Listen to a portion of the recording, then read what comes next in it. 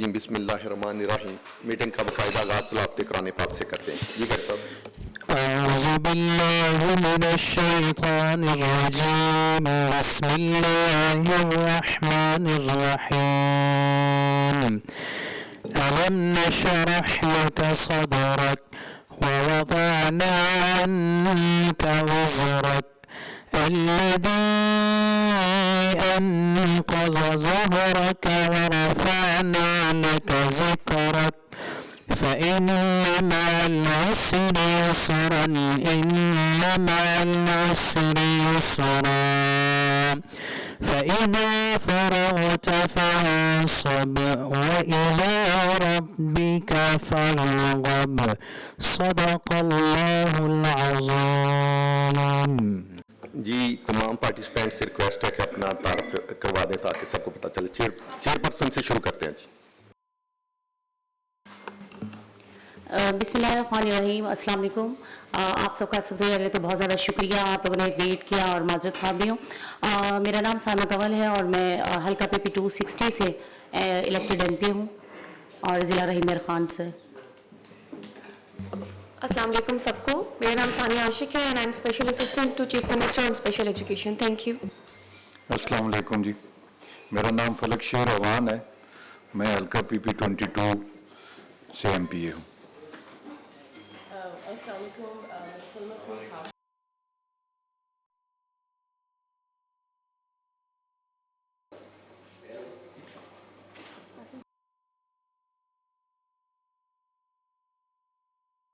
जी अस्सलाम वालेकुम जी, I am Saima Saeed, secretary special education. अस्सलाम वालेकुम जी, Shahida Farooq, DG special education. अस्सलाम वालेकुम जी, Khadijatul Kubra, additional secretary special education. अस्सलाम वालेकुम sir, I am Zahid Majeed, director development special education department. Aitzaz Khan Khichi ji, director monitoring जी।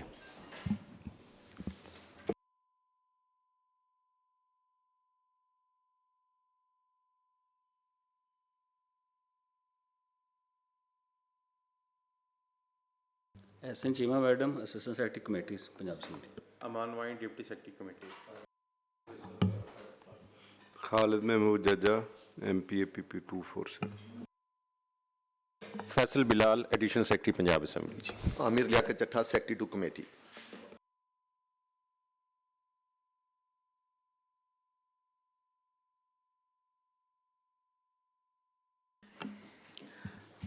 बिस्मिल्लाहिर्रहमानिर्रहीम। आज ये फ़र्स्ट हमारी इंट्रोडक्टरी मीटिंग है, इसमें तमाम मेंबर्स जो हैं इंक्लूडिंग मी, ये हमें अल्लाह ने जो इस्तिताअत दी है या ज़िम्मेदारी दी है, ये मैं समझती हूँ बहुत बड़ी है।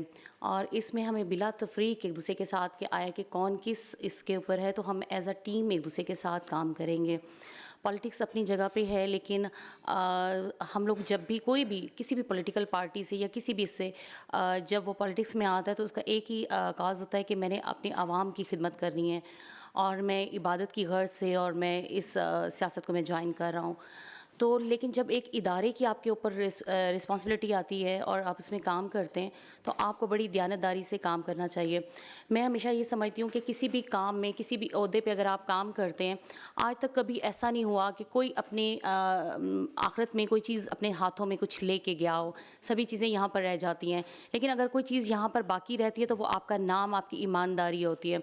तो हमें पूरी अपनी ईमानदारी के साथ, बग़ैर किसी एक दूसरे के साथ इस तरह तफरीक के साथ हमें इस डिपार्टमेंट के लिए काम करना है। होपफुली हम यहाँ पर ये नहीं देखेंगे कि ये स्पेशल एजुकेशन और स्पेशल बच्चों के लिए जब काम करना, ये अभी मैं जस्ट डिस्ट्रिक्ट प्रेसिडेंट थी तो मैं वैसे वॉलंटियर ना स्पेशल पर्सनस के लिए काम भी किया करती थी कि कभी उनके इवेंट्स होते हैं, इनको इनकरेज करने के लिए मैंने जाना और उन बच्चों के लिए।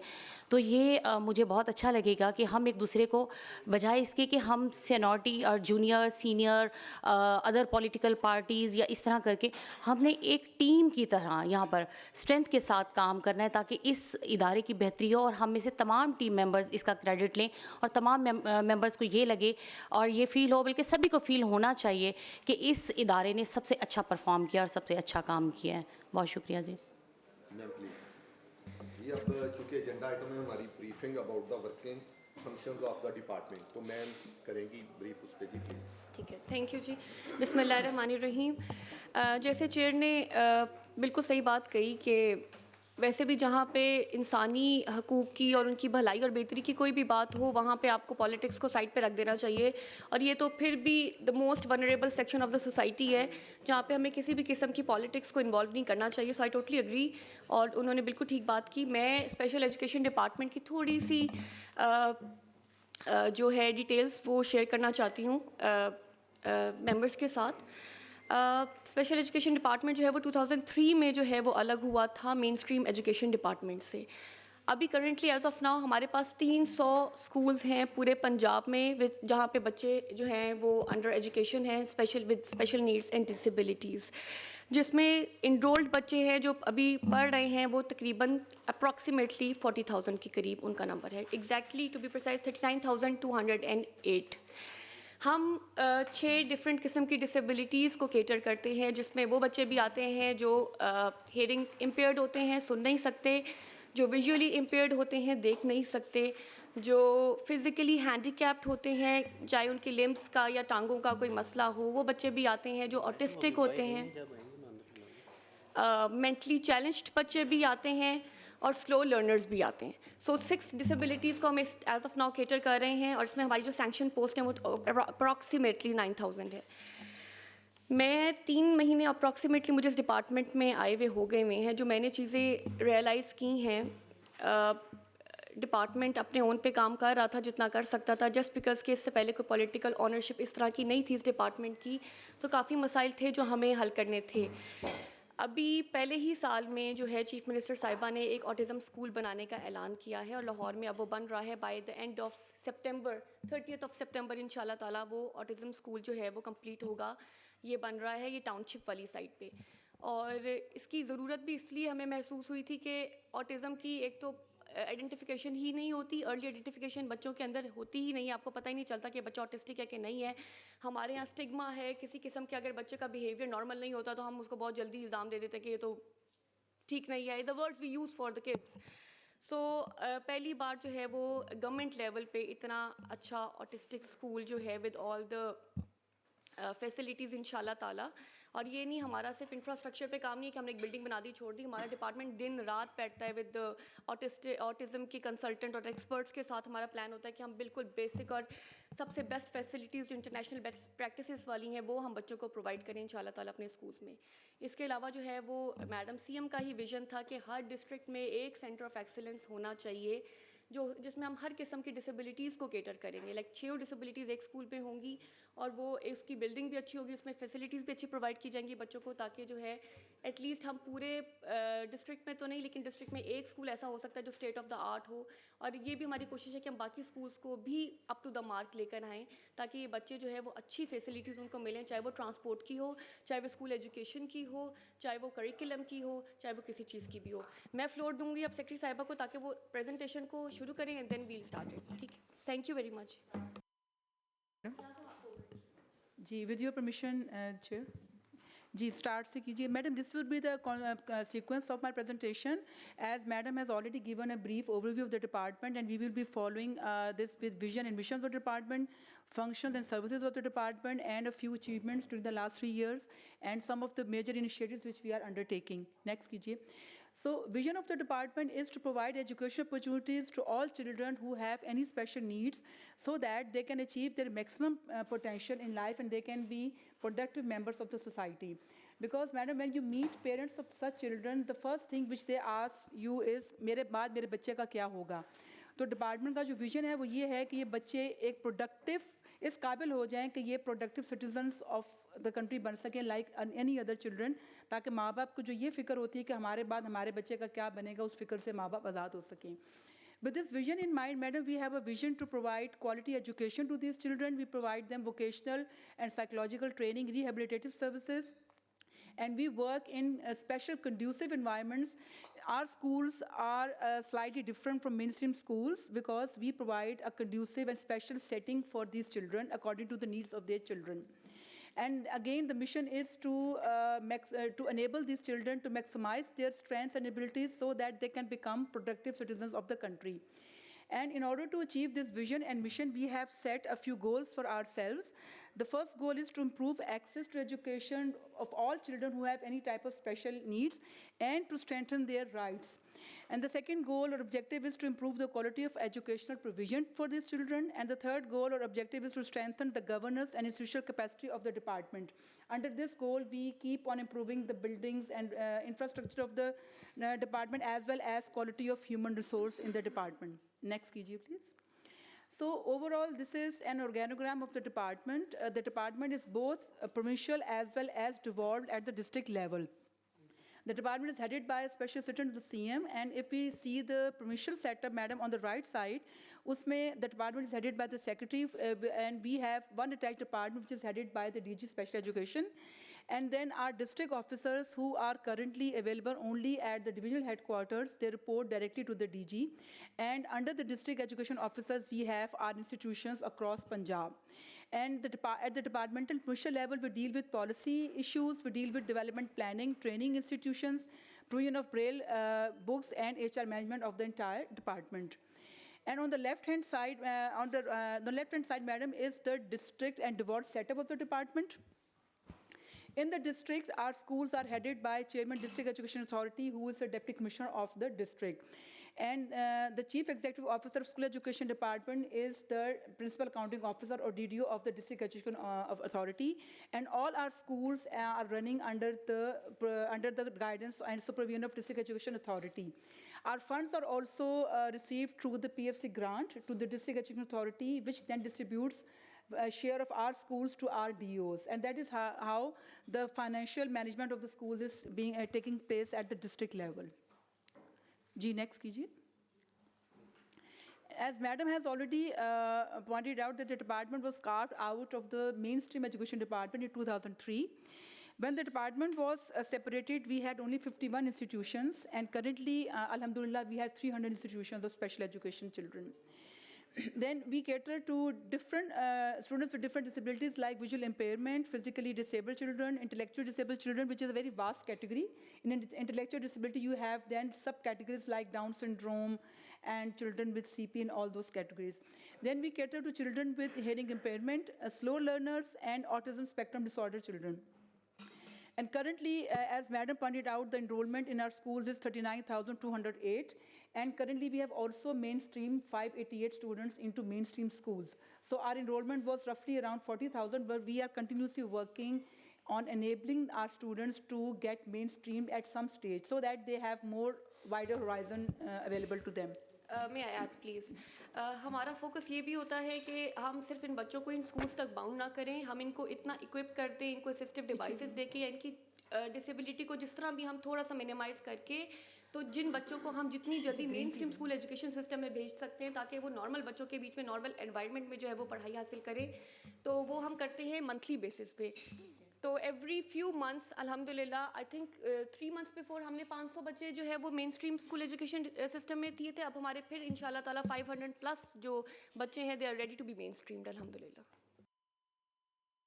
Madam mentioned, madam, we have a total strength of 900,122. Next कीजिएगा. And this is a detail of the institutions. We have 3 training colleges. Then we have 7 degree colleges. There are 46 schools for hearing impaired children. These are schools which are at the higher level and only hearing impaired children are studying there. Then we have 18 schools for visually impaired children. We have 14 schools for mentally challenged children, 4 schools for physically disabled. There are 172 centers for all disabilities. Then we have 36 schools for slow learners, and we have 3 vocational training centers. If you see this slide, it is a bit confusing. But what this slide depicts is that over the years, we have been following different models. Initially, madam, कुछ एक disability का school बने, फिर कुछ 2 disability के बनना शुरू हो गए.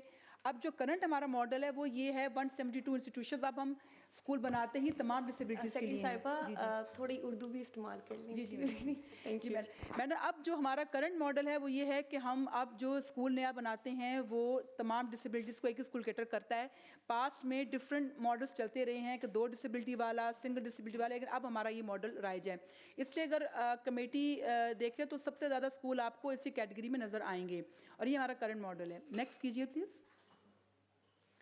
ये हमारी इनरोलमेंट है डिसेबिलिटी वाइज, और अगर इसको देखें तो सबसे हाईएस्ट नंबर जो है वो हेयरिंग इम्पेयर्ड बच्चों का है, और उसके बाद नंबर आता है ज़्यादा इंटेलेक्चुअली डिसेबल्ड बच्चों का। तो आप देखेंगे कि हमारे इंस्टीट्यूशंस में ज़्यादा जो आपको बच्चे मिलेंगे फिर इसी तनासब से सारे बच्चे हैं, और इसी तनासब से हमारे इंस्टीट्यूशंस भी बने हुए हैं। जी नेक्स्ट कीजिए। ये हमारी टीचिंग और नॉन टीचिंग स्टाफ स्ट्रेंथ है, जिसमें इस वक्त 6,439 सीटें फिल्ड हैं, और 2683 सीटें जो हम खाली हैं उनमें कुछ सीटें जो हैं 16 एंड अबव के लिए रेक्विजिशंस पीपीएससी में गई हुई हैं। बाकी कुछ सीटों के लिए हमने बोर्ड से बैंड रिलैक्स करवा के वो रिक्रूटमेंट प्रोसेस शुरू कर दिया है। आगे चलिए। As per rules of business हमारे महकमे के ये फंक्शंस हैं, जिसमें सबसे पहले जिस तरह और महकमों में होता है लेजिस्लेशन पॉलिसी फॉर्मुलेशन है फॉर स्पेशल एजुकेशन, फिर matters relating to educational and vocational training of special children है, टीचर ट्रेनिंग एक इंपॉर्टेंट सब्जेक्ट है हमारा। फिर हम जो है ब्रेल प्रिंटिंग प्रेसेस हमारी तो हम ब्रेल बुक्स खुद पब्लिश करते हैं, और पूरे पंजाब में सिर्फ हमारे पास ही हैं, प्राइवेट सेक्टर में ये ब्रेल बुक्स जो है प्रिंट नहीं होती मैडम। इसी तरह मैडम महकमे का एक इंपॉर्टेंट फंक्शन है करिकुलम डेवलप करना।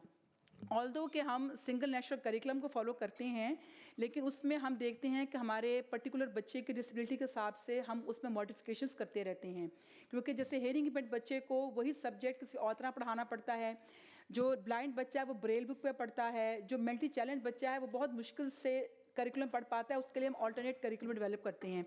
लेकिन हम जो भी करिकुलम डेवलप करते हैं उसका हम पंजाब टेक्स्ट बुक बोर्ड से अप्रूवल लेते हैं, उसके बाद हम अपने स्कूल में उसको राइज करते हैं। एक और जो हमारा इंपॉर्टेंट फंक्शन है वो है बच्चों को स्पोर्ट्स और एक्स्ट्रा करिकुलर एक्टिविटीज़ फ्राहम करना। उसमें हमारे बच्चे रेगुलरली स्पेशल ओलंपिक्स में, खेलता पंजाब, इस तरह के तमाम मुकाबलों में हमारे बच्चे पार्टिसिपेट करते हैं, और बल्कि मेडल्स भी लेके आते हैं। इसी तरह मैडम महकमे का एक इंपॉर्टेंट काम है पब्लिक अवेयरनेस, कि ये बच्चों के लिए स्कूल हैं, और ताकि ज़्यादा से ज़्यादा एनरोलमेंट बढ़े। जी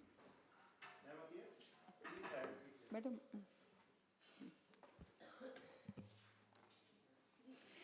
इन बच्चों के पेरेंट्स की आगाही, उनकी काउंसलिंग, वो भी महकमे का एक इम्पॉर्टेंट फंक्शन है, वो भी हमारे टीचर्स स्कूल लेवल पे करते रहते हैं। आगे चलिए। अब मैडम ये वो लिस्ट है जो सर्विसेज हम प्रोवाइड कर रहे हैं। हमारे इदारों में कोई फ़ी नहीं है, बच्चों की तालीम फ्री है। इस तरह हमारे इदारों में तमाम बच्चों को टेक्स्ट बुक्स फ्री दी जाती हैं, महकमा खुद प्रिंट करा के देता है, और ब्लाइंड बच्चों को ब्रेल बुक्स फ्री दी जाती हैं। हमारे अपने स्टूडेंट्स के अलावा हम ब्रेल बुक्स तमाम स्कूलों को देते हैं। हमें कोई भी प्राइवेट स्कूल, कोई सूबे से बाहर स्कूल, कोई भी हमें अप्रोच कर ले, हम उनको ब्रेल बुक्स प्रोवाइड करते हैं फ्री ऑफ कॉस्ट। इसी तरह मैडम हम बच्चों को free pick and drop facility provide करते हैं, हमारी बसेस और वैन्स चलती हैं, बच्चों को खुद स्कूल में लाते ले जाते हैं। उस काम कोई जी स्कूल वाइज है मैडम, स्कूल वाइज हैं, हर स्कूल की डेडिकेटेड बस है। इस तरह भी है, मतलब कोई एक स्कूल है और वो एक मतलब तहसील में है, तो दूसरी तहसील में अगर उन्हें ड्रॉप करते हैं बच्चों को, तो वो काफ़ी पीछे ड्रॉप करके चले जाते हैं। तो इस तरह का कुछ नहीं है कि बच्चे डिसेबल तो वैसे होते भी कम हैं, तो उनके घरों तक उनको नहीं होता कि पिक एंड ड्रॉप हो, ये फैसिलिटी हो बच्चों को। मैडम इस तरह से है कि हमारी हर बस का एक रेडियस डिफाइंड है कि उसने एक वक्त में 50 किलोमीटर चलना है, यानी कि 25 किलोमीटर जाने का और आने का सुबह का एक राउंड उसका होता है, और इससे 50 किलोमीटर 2 वे जर्नी का इवनिंग में, आफ्टरनून में जब छुट्टी होती है उस वक्त होता है। हमारी कोशिश यही होती है कि बस जहाँ तक तो बच्चे का घर के करीब भी उसको उतार सके। आपकी बात बजाय कुछ जगहों पे ऐसा है कि जहाँ बस अंदर नहीं जा सकती, मसलन बहुत तंग गलियाँ हैं या कच्ची सड़क है, तो वहाँ पर फिर बस उनको मेन रोड पर उतारती है। अभी मैडम की सुपरविजन में हम आजकल काम करें ट्रांसपोर्ट डिपार्टमेंट के साथ हम, क्योंकि जो मैडम आप देखिए कि बस ख़रीदना और बस को चलाना, उस पर ड्राइवर कंडक्टर 2 लाज़िम और मलज़ूम हिस्से होते हैं, और प्लस साथ हम आया को भी बिठाते हैं क्योंकि बच्चियाँ भी होती हैं। तो आजकल जो ट्रांसपोर्टेशन की डिमांड को देखते हुए हम डिफरेंट मॉडल्स पे काम कर रहे हैं, जहाँ पे ट्रांसपोर्ट डिपार्टमेंट में हेल्प कर रहा है। अब हम एक कंसल्टेंट हायर करके वो फिजिबिलिटी स्टडी कराने चाह रहे हैं कि आया पूरी मुकम्मल तौर पे सर्विस आउटसोर्स कर दी जाए कुछ जगहों पे, या कुछ जगहों पे बस हमारी हो लेकिन उसको चलाने की जिम्मेदारी आउटसोर्स कर दी जाए। तो जो आपने बात फरमाया उसको कवर करने के लिए हम इस तरह के मॉडल्स पे आजकल काम कर रहे हैं, ताकि हर बच्चा अपने घर के करीब तरीन या डोर स्टेप तक ड्रॉप हो सके। हमने ये इशू जो है वो आइडेंटिफाई किया था, और 3-4 महीने से हम डिपार्टमेंट जो है वो इसी चीज़ पे काम कर रहे हैं कि हम किस तरह बच्चों को बेस्ट, और वो बच्चे भी जो एक सर्टेन रेडियस के बाहर जो है वो रहते हैं, सपोज 25 किलोमीटर से बाहर भी कुछ बच्चे होंगे जो स्पेशल नीड्स और डिसेबिलिटीज़ के साथ होंगे, उनको किस तरह। सो ये एक बहुत बड़ी एक्सरसाइज है इन अ वे कि आपको पहले तो आपके पास एग्जैक्टली डिटेल्स होनी चाहिए कि किस तहसील में, किस डिस्ट्रिक्ट में कितने बियॉन्ड दैट सर्टेन पॉइंट वहाँ पे बच्चे हैं, उनको आपने किस तरह टैप करना है, फिर आपने कौन सा मॉडल लेके जाना है, क्योंकि जो बसेस के हमारे गवर्नमेंट की बसेस की जो हालत हो जाती है एवरी 2-3 इयर्स, वो इतनी महंगी चीज़ पहले आप प्रोक्योर करो, फिर उसको आप मेंटेन ना कर सको, तो हम आउटसोर्सिंग मॉडल का भी देख रहे हैं. सो देयर फ्यू मॉडल्स जिस पे हम वर्किंग कर रहे हैं विद ट्रांसपोर्ट डिपार्टमेंट, बिकॉज ये उनका काम है, तो उनको ज़्यादा they can better guide us with consultants कि हम एग्जैक्टली जो है वो नंबर ऑफ स्टूडेंट्स पे स्कूल वाइज वर्किंग करके हमें बताएं कि हमें कौन सा मॉडल सूट करता है. हमें बड़ी बस सूट करती है, हमें छोटी बस सूट करती है, बिकॉज जो फार फेच एरियाज़ हैं वहाँ पे छोटी छोटी गलियाँ हैं, बड़ी बस तो टर्न ही नहीं कर सकती. सो हम बेसिकली अब 32 सीटर्स की तरफ जा रहे हैं, और फिर हमें कहाँ किस स्कूल में हमें ज़्यादा बस चाहिए डिपेंडिंग अपॉन नंबर ऑफ़ बच्चे. हमने ये भी वर्किंग की है कि कितने बच्चे मुतासर होते हैं कि वो ट्रांसपोर्ट फैसिलिटी ना मिलने की वजह से स्कूल नहीं आ सकते. हमने अल्हम्दुलिल्लाह उन नंबर्स पे भी काम कर लिया हुआ है. अब सिर्फ हमारा जो प्रोसेस है वो जो है वो ट्रांसपोर्ट डिपार्टमेंट के एंड पे थोड़ा सा पेंडिंग है कि हम उनके साथ फाइनल जो है वो इसको कोई ना कोई डिसीजन लेके हम कौन सा मॉडल अडॉप्ट करेंगे, और इंशाल्लाह once the budget is approve तो हम इस मॉडल को फिर लेकर आएंगे. मेरी राय भी ये है कि सबसे पहले तो हमें ये देखना चाहिए नंबर ऑफ़ चिल्ड्रंस कितने जो. अब मेरे पास ऐसी बहुत सी कंप्लेंट्स थी कि जो बच्चे हैं ना वो उनका मेजर इशू पेरेंट्स का यही होता है कि वो आप बच्चे को ना जो है वो उन बसेस तक या उन पॉइंट्स तक पहुंचा ही नहीं पाते हैं. तो वो इस वजह से भी कुछ बच्चे जो है ना वो रह जाते हैं. जो अगर ये बसेस की जगह पर अगर ये वैन्स या इस तरह की वो छोटी गाड़ियाँ जो होंगी ना वो ईज़िली मूव भी कर सकती हैं और बच्चे को घर से वो पिक भी कर सकती हैं. तो मेरे ख्याल में इसके ऊपर हमें सबसे पहले काम करना चाहिए ताकि बच्चों की भी एक्सेस हो, उनके पेरेंट्स को भी ये चीज़ें आसानी हो ताकि वो स्कूल में पहुंच सकें. मेन प्रॉब्लम तो ये है. इसी तरह मैडम हम अपने स्कूलों में रिटेंशन को मेंटेन करने के लिए कि बच्चा स्कूल आता रहे, सिर्फ दाखला करा के चला ना जाए. हम 800 रुपया स्टाइपेंड देते हैं उन बच्चों को जिनकी अटेंडेंस 70% या उससे अबव होती है. This is sort of an encouragement के पेरेंट्स बच्चे को स्कूल में रखें भी, सिर्फ उसका रजिस्टर में नाम लिखवा के चले ना जाएं. और इस पर आजकल हम वर्किंग मैडम की सरबराही में कर रहे हैं कि इस रेट को बढ़ाने के ऊपर भी हम काम कर रहे हैं मैडम. इसकी एक और वजह भी ये थी कि हम बच्चों को चाहते थे कि हम कोई ना कोई उनको मील प्रोवाइड करें स्कूल में, लेकिन क्योंकि वो स्पेशल बच्चे हैं तो उनके लिए बहुत मुश्किल था कि अगर हम उनको कुछ भी देते तो कई एलर्जिक होते हैं कुछ चीज़ों से, दूध से, लैक्टोज से, कोई बिस्किट नहीं खा सकता या हम उस पर डिसीजन ले नहीं पा रहे थे. तो उसकी एक मील की ऑल्टरनेट भी ये था कि हम उनके पेरेंट्स को जो है वो स्टाइपेंड दें, lump sum amount for a month, कि आप अपने बच्चों के लिए फैसिलिटी करें. और ये एक इंकरेजमेंट भी है बिकॉज अनफॉर्चुनेटली पेरेंट्स नहीं इनकरेज्ड होते बच्चों को स्कूल भेजने के लिए. तो ये एक सॉर्ट ऑफ इंकरेजमेंट भी है कि उनको पता हो कि अगर 70% से ऊपर अटेंडेंस होगी तो हमें इतना स्टाइपेंड मिलेगा. सो वी आर प्लानिंग इंशाल्लाह हम इसको डबल करेंगे. बच्चों को साल में 3 यूनिफॉर्म देते हैं, 2 गर्मियों के और 1 सर्दियों का, और 2 पेयर शूज़ के देते हैं तमाम बच्चों को. वो भी इसलिए कि जब महकमा बना तो आइडिया यही था कि इन बच्चों की सारी कॉस्ट अगर गवर्नमेंट उठा ले, तो क्योंकि माँ बाप वरना लाते ही नहीं थे इन बच्चों को स्कूल में ना, तो वो गवर्नमेंट का विजन यही है कि माँ बाप इनको बोझ ना समझें कि सारा खर्चा अगर गवर्नमेंट उठाए फिर माँ बाप को कोई एतराज़ नहीं होना चाहिए कि बच्चा स्कूल में उसको लाने में एतराज़ ना हो. आगे चलिए. फिर जब मैडम हमारे पास जब बच्चा फ़र्स्ट एडमिशन पे आता है फ़र्स्ट टाइम, तो बच्चे की प्रॉपर असेसमेंट की जाती है. उसमें हमारे हर स्कूल में साइकोलॉजिस्ट और स्पीच थेरेपिस्ट मौजूद होते हैं. पहले तो इनिशियल असेसमेंट की जाती है देखने के लिए कि बच्चा फॉर एग्जांपल अगर एक बच्ची 9 साल की भी है लेकिन साइकोलॉजिस्ट उसको असेस करके ये डिसाइड करती है कि उसको किस क्लास में बिठाना है. एक तो ये असेसमेंट उसकी हो जाती है. दूसरा उसका इंडिविजुअल एजुकेशन प्लान बनाने के लिए भी असेसमेंट होती है. इसमें जो दुनिया में राइज असेसमेंट टूल्स हैं, साइकोमेट्रिक्स जिनको कहा जाता है, वही हमारे भी टीचर्स यूज़ करते हैं. इसके अलावा मैडम हम पेरेंट्स की भी काउंसलिंग करते हैं, क्योंकि जब अनफॉर्चुनेटली मैडम जिनके घर में अगर कोई स्पेशल बच्चा होता है तो पहले तो पेरेंट डिनाइल में होता है. पहले कुछ साल तो वो डिनाइल में ज़ाया हो जाते हैं. कोई भी पेरेंट ये एक्सेप्ट नहीं करना चाहता कि उसके बच्चे में कोई कमी है. फिर ये होता है कि पेरेंट को पता नहीं चलता, जब उसको समझ आ भी जाए तो उसको ये नहीं पता होता कि मैंने हैंडल कैसे करना है, मैंने कहाँ जाना है. इसलिए हमारे स्कूलों में पेरेंट्स को भी हम काउंसलिंग सेशंस देते हैं, क्योंकि बच्चा जब 4 घंटे 5 घंटे स्कूल में रहने के बाद तो ज़्यादा टाइम घर में गुजारता है, तो घर में भी माँ बाप ने उस एजुकेशन को या उसकी उस रिहैबिलिटेशन को कैसे कंटिन्यू करना है. तो हम पेरेंट्स को भी काउंसलिंग करते हैं. आजकल हम पेरेंट्स को इवन साइन लैंग्वेज के भी सेशंस दे रहे हैं ताकि उनकी घर में भी अपने बच्चों के साथ जो है ना कम्युनिकेशन अच्छी हो, क्योंकि मेजॉरिटी हमारे पास बच्चे जो वो हेयरिंग इम्पेयरमेंट के साथ आते हैं. इसी तरह मैडम स्कूल में फिर मुख्तलिफ थेरेपेटिक सर्विसेज दी जाती है। बच्चों की जो हेयरिंग इम्पेयर्ड बच्चा है उसकी ऑडियोमेट्री की जाती है। ये पूरा एक सिस्टम है जिसमें हमारे पास ऑडियोमेट्रिस्ट और ऑडियोलॉजिस्ट मौजूद होते हैं स्कूल में। तो वो एक ऑडियोमेट्री का पूरा सेटअप होता है, तो चेक किया जाता है कि बच्चे का जो हेयरिंग लॉस है वो किस स्टेज पे है। कुछ बच्चे हमारे पास इस तरह आते हैं जो बिल्कुल स्टोन डेफ होते हैं, और उन बच्चों को अनफॉर्चुनेटली कोई प्राइवेट स्कूल नहीं लेता, क्योंकि प्राइवेट स्कूल सॉर्ट ऑफ उन बच्चों को लेते हैं जहाँ थोड़ा सक्सेस भी नजर आए कि बच्चे कुछ कराया है। तो हमारे सिस्टम में madam mild disability hearing loss से लेकर आपको बिल्कुल स्टोन डेफ बच्चे भी मिलेंगे। फिर बच्चों की स्पीच थेरेपी कराई जाती है। मोस्टली जो बच्चे स्पेशल नीड के साथ होते हैं उनकी लैंग्वेज डेवलप नहीं हुई होती due to certain reasons. For example जो बच्चा हेयरिंग लॉस का शिकार है, चूँकि उन्होंने उससे कभी सुना नहीं होता, तो उसकी लैंग्वेज डेवलप नहीं होती। तो जिन बच्चों को हमने अब असेसमेंट करके हम उनको फिर देते हैं हेयरिंग एड्स, तो उनकी भी स्पीच थेरेपी कराई जाती है।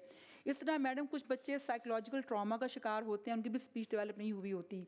मेंटली चैलेंज बच्चे भी जो हैं उनके भी कई सूरतों में उनकी स्पीच प्रॉपर नहीं होती। तो ये एक रेगुलर हमारा फीचर होता है स्पीच थेरेपी का स्कूलों में। इसके अलावा हम जो हमारे साइकोलॉजिस्ट है वो जैसे मेंटली चाइल्ड बच्चे उनको साइकोथेरेपी की भी ज़रूरत पड़ती है, बिहेवियर थेरेपी की भी ज़रूरत पड़ती है। फिर फिजियोथेरेपी भी हमारे पास हैं फिजिकली चाइल्ड बच्चों के लिए। म्यूज़िक हमारे पास एज अ सब्जेक्ट भी पढ़ाया जाता है और म्यूज़िक को थेरेपी के तौर पे भी यूज़ करते हैं, क्योंकि मैडम जो स्पेशल नीड बच्चे हैं आप देखेंगे कि ये लोग म्यूज़िक में बहुत अच्छे होते हैं, और म्यूज़िक उनको काम भी करता है, उनके जो इमोशनल बिहेवियर को काम डाउन करने में भी मदद देता है म्यूज़िक।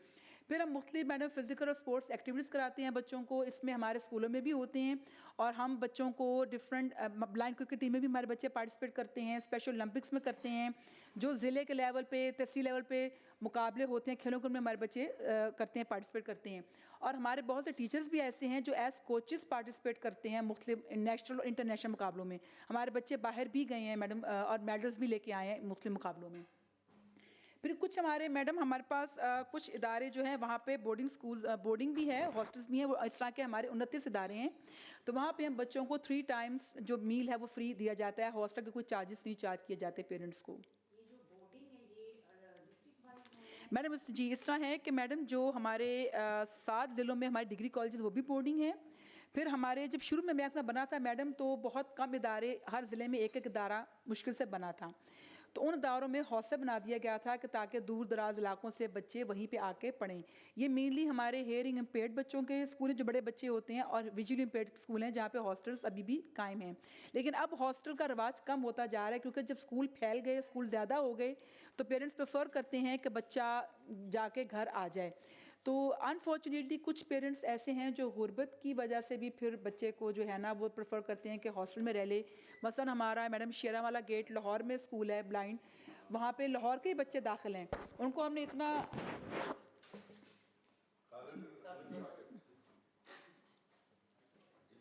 उनके पेरेंट्स को हम मोटिवेट करने की कोशिश करते हैं कि आप बच्चे को घर पे रखें, तो वो सिर्फ ये 3 मील्स की वजह से ना उनका होता है कि नहीं हॉस्टल में बच्चा रह ले। तो इस तरह से लेकिन ये बतदरीज फिर हॉस्टल का सिस्टम कम होता गया क्योंकि इदारे फैलते गए हैं मैडम। इसके अलावा मैडम हम बच्चों की असेसमेंट करके उनको असिस्टिव डिवाइसेस देते हैं, जिनमें व्हील चेयर्स हैं, हेयरिंग एड्स हैं, ब्लाइंड बच्चों के लिए वाइट केन्स हैं, ग्लासेस हैं, क्रचेज़ हैं, सीपी चेयर्स भी अब हमने बच्चों को दी हैं, हमने इलेक्ट्रिक व्हील चेयर्स भी देना शुरू की हैं बच्चों को। आगे चलिए, ये एक ओवरव्यू है हमारे ओवरऑल बजट का जी। हमारा जो नॉन डेवलपमेंट बजट है टोटल जी चीज़ ऐड करना चाहती हूँ। हेल्थ स्क्रीनिंग का राउंड होता है पूरे पंजाब में, जितने हमारे स्कूल्स हैं उन सारे बच्चों की हेल्थ डिपार्टमेंट जो है वो हेल्थ स्क्रीनिंग करता है, और उनकी सारी जो हेयरिंग इम्पेयर्ड है, विजुअली इम्पेयर्ड है, सारे किस्म की, और जो मेंटली चैलेंज है उनकी भी असेसमेंट करके हेल्थ स्क्रीनिंग करके वो फिर हमें बताते हैं कि कितने बच्चे जो है उनको हेयरिंग एड चाहिए, कितने बच्चे जो है उनको ग्लासेस चाहिए, और कितने बच्चों को कितनी जो है वो थेरेपीज़ चाहिए। वो पूरी असेसमेंट की एक हमारे पास रिपोर्ट होती है, जो कि अभी भी आज 26 फरवरी को हमारी ये वाली 1 महीने की हेल्थ स्क्रीनिंग इंशाल्लाह कंप्लीट होगी।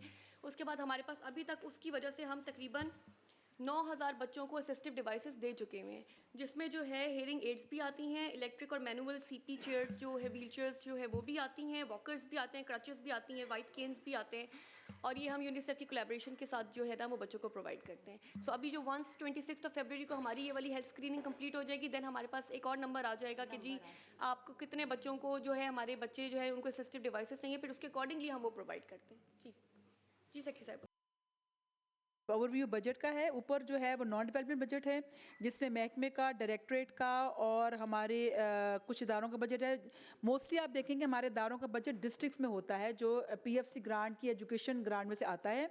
तो मेजर चंक जो है 11.74 बिलियन वो हमारे डिवॉल्व इदारों का ज़िले के लेवल पे है, और हमारा ADB इस साल का जो है वो 2 बिलियन का है, जिसमें से इस वक्त हम 50% यूटिलाइज कर चुके हैं। सॉरी, इसमें हार्ड कॉपी में मेरे ख्याल ये नहीं अवेलेबल। जी सर, ये अभी हमने अनफॉर्चुनेटली ऐड किया। हाँ आपने ना जी, इसकी देनी हम नहीं है नया प्रिंट copy, दे देंगे। क्योंकि हाँ minutes में जी, हम बिल्कुल नया जी, प्रिंट दे thank you। देंगे। आगे करिए जी प्लीज़। ये मैडम एक ADP का रिव्यू है। इस वक्त हमारी 29 स्कीमें इस करंट ADP में शामिल हैं, उनमें से 13 ऑनगोइंग है, 16 नहीं हैं। और अगेन वो आप देखें अगर तो total utilization as of now 50% है, जिसमें ऑनगोइंग की 81% है और नई स्कीमों के 39% है। आगे चलिए। ये मैडम पिछले 3 सालों में जो महकमे की कुछ अचीवमेंट्स हैं, जिस तरह मैडम ने बताया कि हमने हेल्थ डिपार्टमेंट के साथ मिलकर डिटेल अपने बच्चों की एक बच्चे की जी नहीं जी वो मैडम आपके पास ये मैडम हमने अभी यहाँ आके वो फिर थोड़ी सी हमें गाइडेंस यहाँ मिली थी, तो हमने बजट की स्लाइड्स जी वो ऐड की हैं। अच्छा मैडम, ये हमने जिस तरह मैडम ने बताया, मैडम हमारा यूनिस एक हमारा ग्लोबल पार्टनरशिप ऑफ एजुकेशन एक कंसोर्शियम है मुख्तलिफ डोनर्स का, जो एजुकेशन को ग्रांट्स देते हैं। उसके तहत एक प्रोग्राम चल रहा है पंजाब में, तालीम प्रोग्राम, जिसमें हम स्कूल एजुकेशन लिटरेसी डिपार्टमेंट शामिल हैं। उस प्रोग्राम के तहत अभी तक हमने ये जिस तरह मैडम ने फरमाया था 9206 अभी तक हमने डिवाइसेस दिए हैं बच्चों को, और इसका पूरा एक सिस्टम बनाया था मैडम। हमने हेल्थ डिपार्टमेंट के साथ मिलकर डिटेल स्क्रीनिंग अपने हर बच्चे की थी। 3 राउंड उसके हो चुके हैं, 4था राउंड आजकल जारी है। इसी तरह मैडम हमने पिछले 3 सालों में 36 स्कूलों को मिडिल से सेकेंडरी लेवल पे अपग्रेड किया है, और एक स्कूल को प्राइमरी से मिडिल पे किया है। इसमें मैडम होता ये है कि इसका एक क्राइटेरिया है पूरे एडिशन का। उस क्राइटेरिया में मुख्तलिफ चीज़ें हैं कि मसलन अगर स्कूल की अपनी पर्पसफुल बिल्डिंग है और बच्चों की तादाद एक ख़ास नंबर से अगर बढ़ जाए तो फिर हम स्कूल को अपग्रेड कर देते हैं। तो इस दफ़ा हमारा बड़ा रिकॉर्ड है कि इन पिछले 3 सालों में 36 स्कूल हमने 40 स्कूल अपग्रेड किए हैं।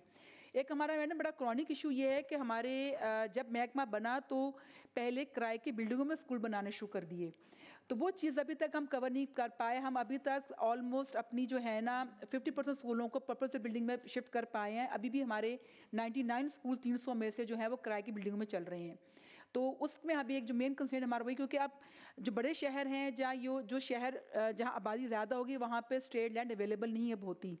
वहाँ पे हमें कोई जगह मतलब पिंडी में स्टेट लैंड बिल्कुल अवेलेबल नहीं है, गुजरांवाला में अवेलेबल नहीं है, तो ये एक हमें कंस्ट्रेंट अभी भी आता है। हम जी घर ही लगता है, उसमें कोई वो लाइक जैसे पर्पस बिल्ड बिल्डिंग होती है तो स्कूल के लिए कोई लॉन होना चाहिए, should look like a school. Ramp और ये चीज़ें ये कुछ भी बच्चों नहीं के लिए होता, कुछ और वो बस कमरे हैं, उसमें आपने छोटे छोटे क्लासरूम्स बनाए हुए हैं, वो बच्चों को भी वो वाइब नहीं आती, हमें भी देख के। तो हमारा इस पे भी इंशाल्लाह हमारी वर्किंग चल रही है कि हम अपने स्कूल्स को जो है वो जो गवर्नमेंट लैंड पे है शिफ्ट करेंगे, या जहाँ पे भी स्कूल एजुकेशन डिपार्टमेंट के साथ कोलैबोरेशन में जो है वो हम कोई ना कोई बिल्डिंग प्रोवाइड। ये जो 36 स्कूल्स हैं ये अपग्रेड हुए हैं, और आपको क्या मतलब मुझे ये इनकी डिटेल्स मिल सकती है, ये किस डिस्ट्रिक्ट में हुए हैं, और बिल्कुल मिल सकती कौन है। से ऐसे डिस्ट्रिक्ट या कौन से ऐसी तहसीलें जहाँ पर आपको लगता है कि नंबर्स ऑफ चिल्ड्रन ज़्यादा है और वहाँ पर अपग्रेड होने चाहिए बहुत ज़्यादा मतलब। जी मैडम, अपग्रेडेशन के पीछे जो मेन होता है ना, जो पुश होता है वो ये होता है कि बच्चे जब प्राइमरी करके अगर एक बहुत मैक्सिमम नंबर बच्चों का छठी में आ जाए, ज़ाहिर है कि उस स्कूल में पेरेंट्स डिमांड करते हैं कि अब जो प्राइमरी स्कूल अगर है कि अब हमारा बच्चा छठी में पढ़ना चाहता है तो आप कीजिए। फिर जो बच्चे मिडल तक पढ़ रहे होते हैं, फिर वहाँ अगर बच्चे मैट्रिक में बच्चे उतना ही नंबर अच्छा एक आ जाए हमारे क्राइटेरिया के मुताबिक, तो फिर हम उसको मैट्रिक तक कर देते हैं,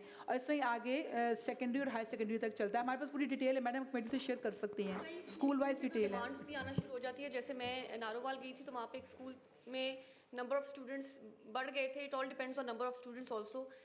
तो उन्होंने भी वहाँ से रिक्वेस्ट की, तो ये भी इंडिविजुअल केस भी देखते हैं, लेकिन ओवरऑल डिपार्टमेंट भी इस चीज़ पर वर्किंग कर रहा होता है कि कहाँ पे जो है वो नंबर ऑफ़ स्टूडेंट्स बढ़ रहे हैं और कहाँ पे जो है ज़्यादा बच्चे हैं जो कि पास आउट करके दूसरी क्लास में जाएंगे, तो हम उनको जो है वो फिर अपग्रेड करते हैं।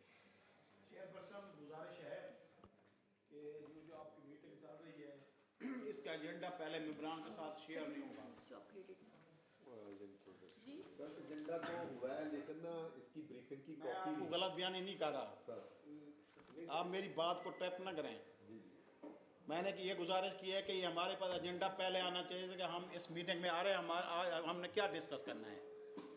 आप आगे से मुझे थ्रेट कर रहे हैं। नहीं सर, नहीं, आपने कैसे कह दिया कि आपके पास पहुंचा है? सर वो थोड़ी सी मिसकन्फ्यूजन हुई है। ये एजेंडा ये ब्रीफिंग सर ब्रीफिंग नहीं यार आप ब्रीफिंग जो है आप हमें ब्रीफिंग देने के लिए ये इन्होंने बोलना है या हमने बोलना है? सही है सर। आप क्या हैं यहाँ पे? मैं एडिशनल सेक्रेटरी। तो एडिशनल सेक्रेटरी साहब आपको ये नहीं पता कि मीटिंग के क्या असूल हैं? और मीटिंग जब की जाती है मेम्बरान को बुलाया जाता है तो उनको पहले इन्फॉर्म किया जाता है कि हम किस हिस्से में आपको बुला रहे हैं। ये जो आपके मैं इसकी स्टाफ की गलती है वो आप तस्लीम करें, हमें ये आप पहले प्रोवाइड करते। सर ये मैंने ये जो पॉइंट आउट किया है कोई आज से मैं नहीं एमपीए बना, ठीक है? मैं 5वीं दफ़ा आ रहा हूँ और इस तरह की गुफ्तगू मेरी मीटिंग में नहीं होगी। आप हमारे इधर जवाब दें, सरकार के मुलाजिम हैं स्टेट के, आप हमें थ्रेड ना करें मामीनू मैनू को। हाँ आइंदा के लिए आप ध्यान करके मुझसे गुफ्तगू क्या करें। ठीक है सर। जी मैं ये मेरा लिस्ट प्रोवाइड किया जो किसी स्कूल से अपडेट कहाँ अपडेट ठीक होगा। मैं कंटिन्यू? जी जी कंटिन्यू। इसी तरह मैडम पिछले 3 सालों में हमने काफ़ी काम किया पर्पस बिल्डिंग बनाने में। तो 18 बिल्डिंग्स अल्लाह का शुक्र है कि हमने मुकम्मल किए हैं जो पर्पस बिल्ड हैं स्कूल। क्योंकि मैडम हमने काफ़ी इस पर फोकस किया कि बजाय इसके कि हम किराए की बिल्डिंगों में नए स्कूल डालते जाएं, हम जो ऑलरेडी स्कूल हैं उनको उनकी पर्पस बिल्डिंग में शिफ्ट करें। वो बिल्डिंग बड़ी भी होती है और बच्चों की डिसेबिलिटी फ्रेंडली भी होती है, उसमें सारे रैम्प्स वगैरह सारी प्रोविजन भी अच्छी दी जाती है। इस तरह मैडम हमने अपना एडमिशन क्राइटेरिया 2024 में रिवाइज़ किया है, उसको इम्प्लीमेंट किया है। फिर हमने मैडम जो हेयरिंग इम्पेयर्ड बच्चे हैं उनका प्री-1 से लेकर क्लास 5 तक कस्टमाइज करिकुलम बनाया है जो कि पीसीडीबी से अप्रूव हो चुका है। और इस वक्त उस करिकुलम के ऊपर अप्रूव करिकुलम पर हम किताबों के मैन्युस्क्रिप्ट डेवलप कर रहे हैं। ये हमने madam for the first time expert के साथ मिल के उन बच्चों की नीड के हिसाब से जो सिंगल नेशनल करिकुलम पूरे मुल्क में राइज है उसको कस्टमाइज़ किया है according to the needs of hearing impaired. Hearing impaired बच्चों के साथ जो हमें इशू आता था नज़र वो ये था कि स्कूल जब वो आते थे तो उनको तो हम साइन लैंग्वेज सिखा देते थे, टीचर्स को सिखा देते थे। जब वो घर जाते थे तो क्योंकि पेरेंट्स वो वाली साइन लैंग्वेज, हमारी तो अपने घरों की अपनी साइन लैंग्वेज है ना, तो इस पर हमने ये किया कि हमने उनके करिकुलम में 1st से लेके 5th क्लास तक जो है वो साइन लैंग्वेज ऐड किया। जो हम कस्टमाइज़ कह रहे हैं उसको बेसिकली आपने हेयरिंग इम्पेयर्ड बच्चों के लिए साइन लैंग्वेज वाला करिकुलम बनाया है। और अब हमने एक और चीज़ ऐड भी की कि हम वीकली ट्वाइस पेरेंट्स को स्कूल बुला के उनको जो है साइन लैंग्वेज उस पर ट्रेनिंग देते हैं ताकि पेरेंट्स भी घर जब बच्चे घर जाएं तो उनको उसी तरह साइन लैंग्वेज से बात करें जिस तरह स्कूल में उनसे बात होती है ताकि उनको पता चले। इसके अलावा करिकुलम में हमने अब जो रियलाइज़ किया है कि मेंटली चैलेंज बच्चों को आप सिंगल नेशनल करिकुलम नहीं पढ़ा सकते, तो बच्चों के उनके लिए अपना कस्टमाइज करिकुलम है, पहले भी था, अब उसको और ज़्यादा मॉडिफाई करके जो है वो स्पेसिफिक करिकुलम बनाया जा रहा है फॉर मेंटली चैलेंज्ड किड्स। और ऑटिस्टिक बच्चों के लिए भी इंशाल्लाह ताला एक पूरी अभी आई थिंक हमारा रेडी भी है काफ़ी हद तक, लेकिन हम एक्सपर्ट्स के साथ अभी उस पर डिस्कशन करें कि उनके लिए भी हम कस्टमाइज करिकुलम बनाएं। जी सेक्रेटरी साहिबा। मैडम इस पर जैसे मैडम ने फरमाया हमने किताब के अंदर जो है ना साइन भी डाल दिया है, बस अगर अलिफ है तो अलिफ के आगे उसका साइन भी वहीं पे आ जाए ताकि, और साथ पेरेंट्स को भी ट्रेन करना शुरू कर दिया। 1000 सेशन इस वक्त हो चुके हैं हमारे पेरेंट्स के साथ, क्योंकि मैडम होता ये था कि बच्चा घर से जाके कुछ और सिखाता था, वो रोज़ाना एक डेली स्ट्रगल होता था कि टीचर ने एक चीज़ का एक साइन सिखाया तो वो बच्चा अपने घर के हिसाब से कोई नया साइन कर लेता। तो हमने यूनिफॉर्मिटी लाने के लिए ताकि पेरेंट्स टीचर्स बच्चे सब एक ही उसके ऊपर ट्रेंड हो, तो वो हमने ये एफर्ट शुरू की है मैडम। इस तरह मैडम हमने हमारे करिकुलम की कॉपीज़ हैं, इसमें ये देखिए हमने ये साइन लैंग्वेजेस ऐड करवाई हैं। ये सारा मैं आपसे शेयर भी कर देती हूँ जो हेयरिंग इम्पेयर्ड ताकि वो जो अलिफ बे पे ABC डिफरेंट जो बच्चे डिफरेंट डिसेबिलिटी के साथ उनको एक ही साइन के साथ होता है कि उनके डिफरेंट साइन नहीं, देखिए साइन लैंग्वेज तो सबसे ज़्यादा ज़रूरी है जो हेयरिंग इम्पेयर्ड बच्चा, जो बच्चा सुन नहीं सकता उसको हमने समझानी है चीज़। जो विजुअली इम्पेयर्ड है वो सुन तो सकता है तो उसको बोलना भी आ जाएगा। इसी तरह जो फिजिकली हैंडीकैप्ड है वो भी सुन भी सकता है, बोल भी सकता है, देख भी सकता है। सो 2 डिसेबिलिटीज़ हैं जहाँ पे हमें साइन लैंग्वेज की ज़रूरत पड़ती है। मुझे लगता है सबसे ज़्यादा हेयरिंग इम्पेयर्ड पे पड़ती है क्योंकि क्योंकि सुन नहीं सकते, उनकी स्पीच भी डेवलप नहीं होती, तो उसमें डबल एफर्ट लगती है। पहले आपने उनकी साइन लैंग्वेज, फिर अगर आप उनको हेयरिंग एड दे सकते हो तो फिर आपने उनको बुलवाना भी है। वो बुलवाना क्या होता है कि वंस आप उनको हेयरिंग एड दोगे तो पहली बार वो कोई लफ्ज़ सुनेंगे, उसके बाद हमारी स्पीच थेरेपिस्ट उनकी स्पीच थेरेपी करते हैं, फिर over the couple of months वो उनकी स्पीच डेवलप होती है, वो बोलना शुरू करते हैं। इसी तरह जो मेंटली चैलेंज भी कुछ बच्चे ऐसे होते हैं जो बड़े अगर सुवेयर भी होते हैं जो बोलते नहीं, उनकी स्पीच डेवलप नहीं होती। और ये एक इतना वास्ट सब्जेक्ट है क्योंकि यहाँ पे ना एक डिसेबिलिटी में भी इतनी सेग्रीगेशंस है आगे, और ये इससे ज़्यादा डिपेंड करता है उस बच्चे के घर के एनवायरनमेंट पे।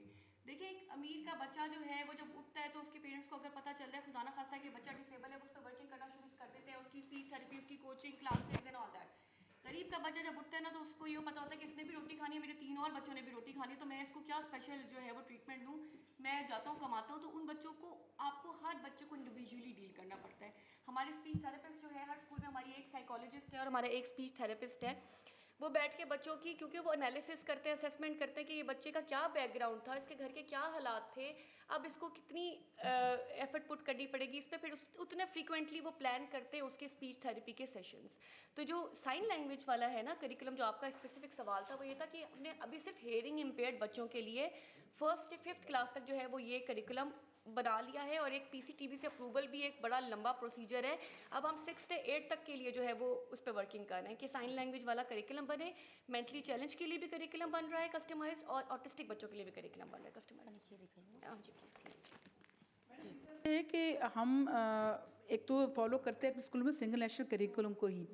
जो ब्लाइंड बच्चा है वो भी वही पढ़ता है, वो ब्रेल पे पढ़ता है। ब्लाइंड बच्चे की जो किताब है वो ब्रेल पे प्रिंट होती है, और वो ब्रेल उसको डे 1 से ब्रेल सिखाई जाती है। और तो भी वही देते हैं जो जी 9th 10th पे नॉर्मल बच्चे हमारे जी उसी में बैठते हैं, बोर्ड के एग्जाम में बैठते हैं जी।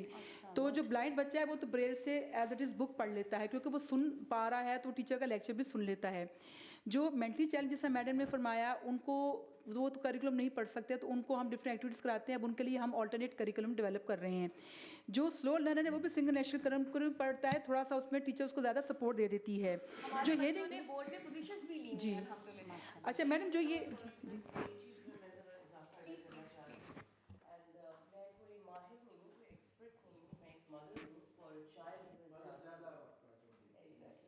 तो मैं सिर्फ आपसे एक करेक्शन छोटी सी करना चाह रही हूँ। I know you are doing extremely great job है माशाल्लाह, लेकिन जो स्लो लर्नर्स का वर्ड है, this is just for your knowledge, it does not exist anymore.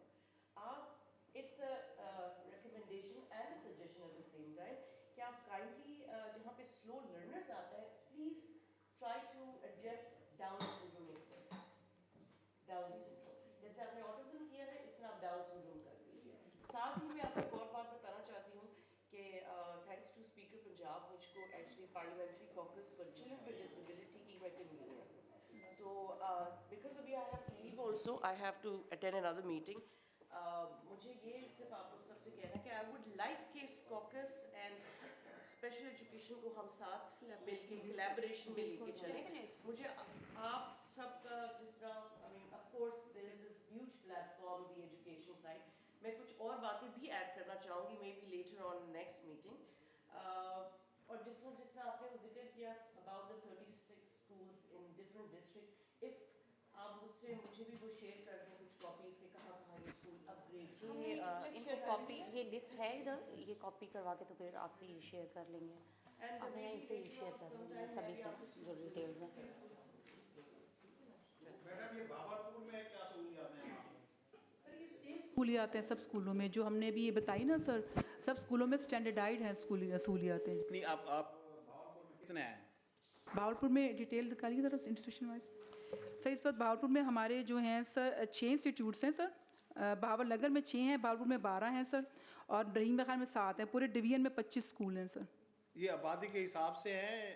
Ji sir, जो सर जब महकमे में फ़र्स्ट टाइम जब बनना शुरू स्कूल, तो ये देखा गया कि जहाँ पे भी 50 बच्चे ऐसे हों सर्वे करके कि जिनमें कोई ना कोई डिसेबिलिटी, तो वहाँ पे एक नया स्कूल बनेगा।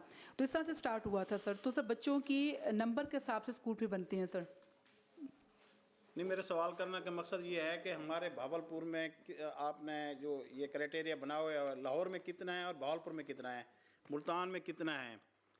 जी सर, ये पॉपुलेशन पे आप बना रहे हैं? बच्चों की पॉपुलेशन पे है सर, जो डिसेबल बच्चे इस वक्त भावलपुर की पॉपुलेशन, ये बच्चे डिसेबल हैं वो कितने हैं? जी सर, सर इस वक्त हमारे पास जो एनरोल्ड बच्चे हैं ना सर, भावलपुर ज़िले में सर 1802 हैं सर, और पूरे डिवीजन में 3935 हैं सर। पूरे ज़िले में? जी पूरे डिवीजन में सर। और ज़िले में सर, भावलपुर ज़िले में सर 1802 बच्चे एनरोल्ड हैं हमारे पास सर। अच्छा जी सर, उसके हिसाब से आपने बनाए हुए हैं। अच्छा, पहले तो ये तहसील लेवल पे बने थे? सर ये ज़िले में भी है, तहसीलों में भी सर इस तरह से होता है कि जहाँ पे सर्वे करके इंडिकेट हो जाए ना कि यहाँ पे कम से कम 50 बच्चे इस तहसील में या इस ज़िले एक ये एक डेटा एरिया में। कलेक्ट जो होता है जी जी सर। उसमें आपको इन्फॉर्मेशन मिलती है कि यह स्टेबल बच्चे कितने हैं। Thank you. अभी सर जो लेटेस्ट पॉपुलेशन सेंसस मैडम हुआ है just I would like to place over here, उसमें मैडम हमने ब्यूरो ऑफ स्टैटिस्टिक्स से तहसील लेवल तक का डेटा लिया है। ऑल्दो कि वो शेयर नहीं करते कानूनों, तो हमने बड़ा उनको रिक्वेस्ट करके कुछ अपना सोर्सेज यूज़ करके, तो उन्होंने तो हमसे सिर्फ एक टोटल डेटा शेयर किया था, तो हमने तहसील लेवल तक का डेटा लिया है पंजाब का। जी मैडम, तो जी, और वो अब हमने जी तो हमने सर उस तरह ही अपने फिर ज़िले अफसरों को वो दिए हैं ताकि वो टारगेट करके अगला जब एडमिशन साइकिल अप्रैल में शुरू होना है तो उस पर कीजिए। ये आपकी तरफ से हमारे ज़िले या तहसील में अवेयरनेस देने के लिए कि यहाँ ख़ास तौर पर हमारे दही इलाके जो हैं, तो वहाँ ना बाप और ना माँ को किसी को ये मालूमात हैं कि ऐसे हमारे बच्चे कुछ कर सकते हैं, कहाँ पे जा सकते हैं, ऐसी तालीम हासिल कर सकते हैं, हमें फैसिलिटीज़ किया गया है गवर्नमेंट की तरफ से। तो शहरों में जैसे लाहौर का शहर है, पिंडी का शहर है, इधर तो अवेयरनेस लोगों को हो जाती है। तो हमारे जो कच्चे के इलाके हैं, दही इलाके हैं, वहाँ पे अवेयरनेस ये नहीं है और वो बच्चे वैसे ही रह जाते हैं। बिल्कुल ऐसे ही। और बाज़ औक़ात उनके पेरेंट्स भी इस चीज़ को बर्डन समझना शुरू हो जाते हैं। ज़ाहिर बात है उनको पता होता है कि हमारे बच्चे ने और हमारी गवर्नमेंट के साथ ये होना चाहिए, जैसे आप फरमा रही थी, जैसे आप फरमा रही थी कि भाई एक गरीब माँ जो है वो तो सुबह अपने बाकी बच्चों को भी फिक्र करती है और उसके बाद टाइम नहीं देती। इस तरह का कोई सरकार की तरफ से होना चाहिए कि उनको ट्विटर ऐसे मिलने चाहिए ताकि वो गरीब आदमी का बच्चा भी उस लेवल पे आ जाए। ये पहले आपके आने से पहले मीटिंग में यही चीज़ हो रही थी, बता रही थी सेक्रेटरी साहिबा कि जो है ना इधर हॉस्टल्स भी हैं, तो बच्चों का जो पेरेंट्स डेली मतलब नहीं ये अफोर्ड कर सकते कि वो बच्चों को पिक ड्रॉप या हालांकि पिक ड्रॉप होती है गवर्नमेंट की तरफ से, तो वो हॉस्टल्स में भी अपने बच्चों को करवा सकते हैं। लेकिन ये आई थिंक सो ये डिटेल तो शायद नहीं आई है कि कितने हॉस्टल्स कहाँ पर हैं, तो काइंडली इनसे शेयर भी कर दीजिएगा सारे मेम्बर्स से। ये चेयरपर्सन आपसे, आप मेरे इलाके से हैं जी, तो आपके और मेरे मसाइल एक ही हैं। जी बिल्कुल। तो वहाँ पे आपके नॉलेज में होगा, हमें बताया जाए कि वहाँ हमारे एमओपी शर्किया तहसील में या यजमान में, इस तरह की बहावलपुरी तहसील है या रहीम अर्क डिस्ट्रिक्ट की 6 तहसीलें हैं, वहाँ पे हॉस्टल टाइप है जहाँ पे आप अपने बच्चों को एडमिट करा सकें। पहले ये डिस्कशन हुई थी कि जब सर इदारा शुरू में बना था तो बहुत कम स्कूल थे, तब हॉस्टल बनाए गए थे। अब प्रेफर्ड मॉडल ये नहीं है, पेरेंट्स चाहते हैं कि बच्चा उनके पास ही रहे, तो अब जैसे स्कूल बढ़ते गए तो फिर हॉस्टल नहीं बनाए गए। अब हॉस्टल जहाँ हमारे बने भी हुए हैं ना सर, वहाँ बच्चे बहुत कम है क्योंकि माँ बाप चाहते हैं कि बच्चा घर ही जाए। आपको पता है सर, जो स्पेशल बच्चा है तो उसको ओवरनाइट कहीं छोड़ना, उसमें और भी बड़े मसाइल आपको पता है कि हैं, खासतौर पर बच्चियों के सर। अब वो थोड़ा ट्रेंड कम हो गया है।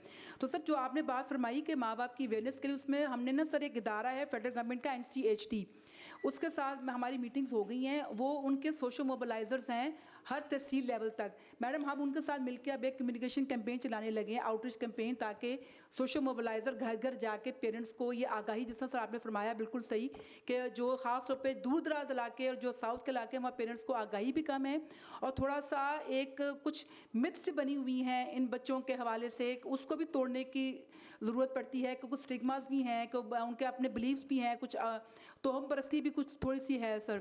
तो सर अब हम उस पर भी काम कर रहे हैं आउटरीच प्रोग्राम लाने के लिए, ताकि ना पेरेंट्स को घर घर जाके आगाही दी जा सके। और सर आपने हमारे आपका ये प्रोग्राम भी है कि अपना तहसील, मेरी अहमदपुर तहसील में मुझे ये नॉलेज में है कि अहमदपुर में एक ही है। अच्छा, अहमदपुर शर्किया में नहीं ये आपकी बात बिल्कुल ठीक है कि आपके जैसे गवर्नमेंट का होता है कि जैसे आप इस प्रोग्राम को बढ़ाते हैं, अवेयरनेस कैंपेन, तो अगर कोई मेरी तहसील के 3 MP हैं और हमारी इतना बड़ी तहसील है हमारे साउथ पंजाब की, तो वहाँ पे अगर एक ही है तो क्या आपकी गवर्नमेंट का कोई प्रोग्राम है उसमें कि भी उसमें तोसीह की जाए, तहसील में 2 हो जाएं, 3 हो जाएं? बिल्कुल इस एग्जैक्टली देखिए स्कूल ताकि करीबी होंगी तो सहूलियात ज़्यादा मिलेंगी लोगों को। बिल्कुल ऐसी बात है और इस पे वर्किंग हमारी ऑलरेडी चल रही है। हमने वो उन्होंने एग्जैक्टली मेंशन किया आपको कि हमने ब्यूरो स्टैटिस्टिक्स से डेटा मंगवाया है तहसील वाइज।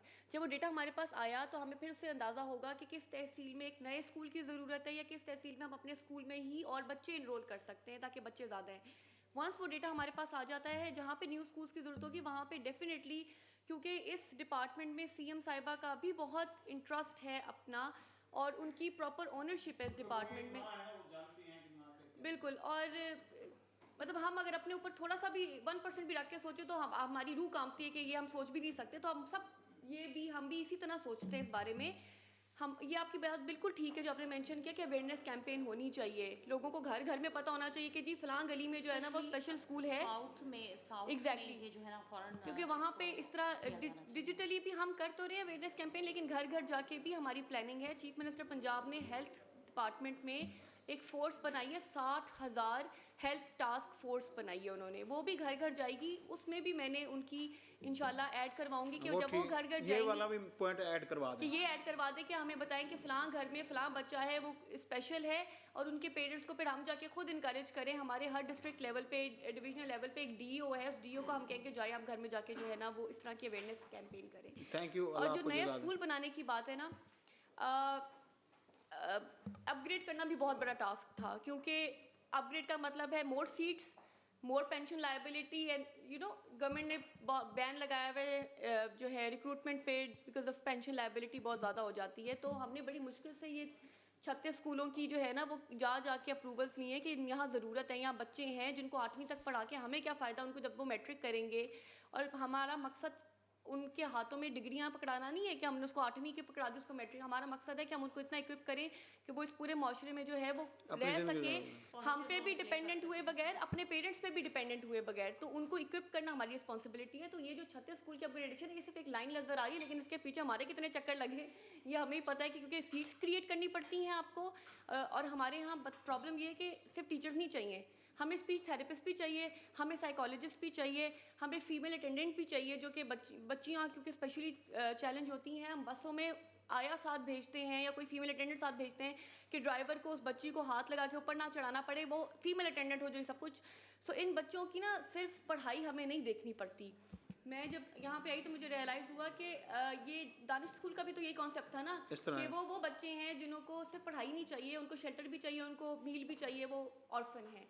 इसी तरह ये बच्चे स्पेशल नीड्स और डिसेबिलिटीज़ वाले, इनको सिर्फ पढ़ाई नहीं चाहिए, इनकी सेफ्टी सिक्योरिटी सबसे बड़ा कंसर्न है हमारा। दिन रात हम इस पे वर्किंग कर रहे होते हैं कि हम इन बच्चों को किस तरह सेफली घर से यहाँ लेकर आएँ और फिर स्कूल से हम उनको वापस घरों तक पहुँचाएँ। और मुझे मेरी सेक्रेटरी साहिबा भी बताती हैं कि वंस जब छुट्टियाँ हो जाती हैं साल में, तो इनको सबसे ज़्यादा डर ये होता है कि हॉस्टल से सारे पेरेंट्स अपने बच्चों को ले जाएँ, खुदा ना खास्ता कोई अबेंडन ना कर जाए, बच्चों को हॉस्टल में ही ना छोड़ जाए। कि यही मैं गुजारिश कर रहा था कि अगर आप पॉइंट बढ़ा देंगे ना, करीब आ जाएगा, तो फिर ये बसें वगैरह का जो मामला है ना, करेंगे इंशाल्लाह, इस नेटवर्क को इस इंशाल्लाह पे आप मैडम साहबा को ये तजवीज़ बना के दें कि इनकी तादाद बढ़ाई जाए तहसीलों में इंशाल्लाह। थैंक यू जी, नोटेड। कीजिए। इसी तरह मैडम जिस तरह मैंने शुरू में बताया था कि जब बच्चा दाखिल होकर हमारे स्कूल में आता है तो हम उसकी असेसमेंट इनिशियल खुद करते हैं। तो जो असेसमेंट टूल्स हैं वो बाहर के मुल्कों के बने हुए हैं और ज़्यादातर अंग्रेज़ी ज़बान में होते हैं। तो हमारा जो बच्चा ख़ास तौर पे जैसे साउथ पंजाब में सराइकी स्पीकिंग बच्चा है, मदर टंग या पंजाबी है, तो उन बच्चों की फिर असेसमेंट सही नहीं हो पा रही थी। हमने देखा कि हम उसको सही असेस नहीं कर पा रहे, तो हमने एक अपना इंडिजिनाइज टूल भी डेवलप किया है। उससे हमें बड़ा फ़ायदा हुआ है। उससे हमें ये फ़ायदा हुआ है कि बहुत से ऐसे बच्चे जिनको हमारे स्कूलों में मेन स्ट्रीम स्कूल ये कहकर भेज देते थे कि ये तो स्लो लर्नर है, ये पढ़ नहीं सकता, ये पीछे रह जाता है, उनकी जब हमने असेसमेंट की तो हमें पता चला कि उनके मसाइल उससे भी ज़्यादा थे। तो सर वो हमने, हमारी टीम ने एक्सपर्ट्स साथ मिलकर खुद हमने ये टूल डेवलप किया। उसके तहत अब हम बच्चों की असेसमेंट भी करते हैं।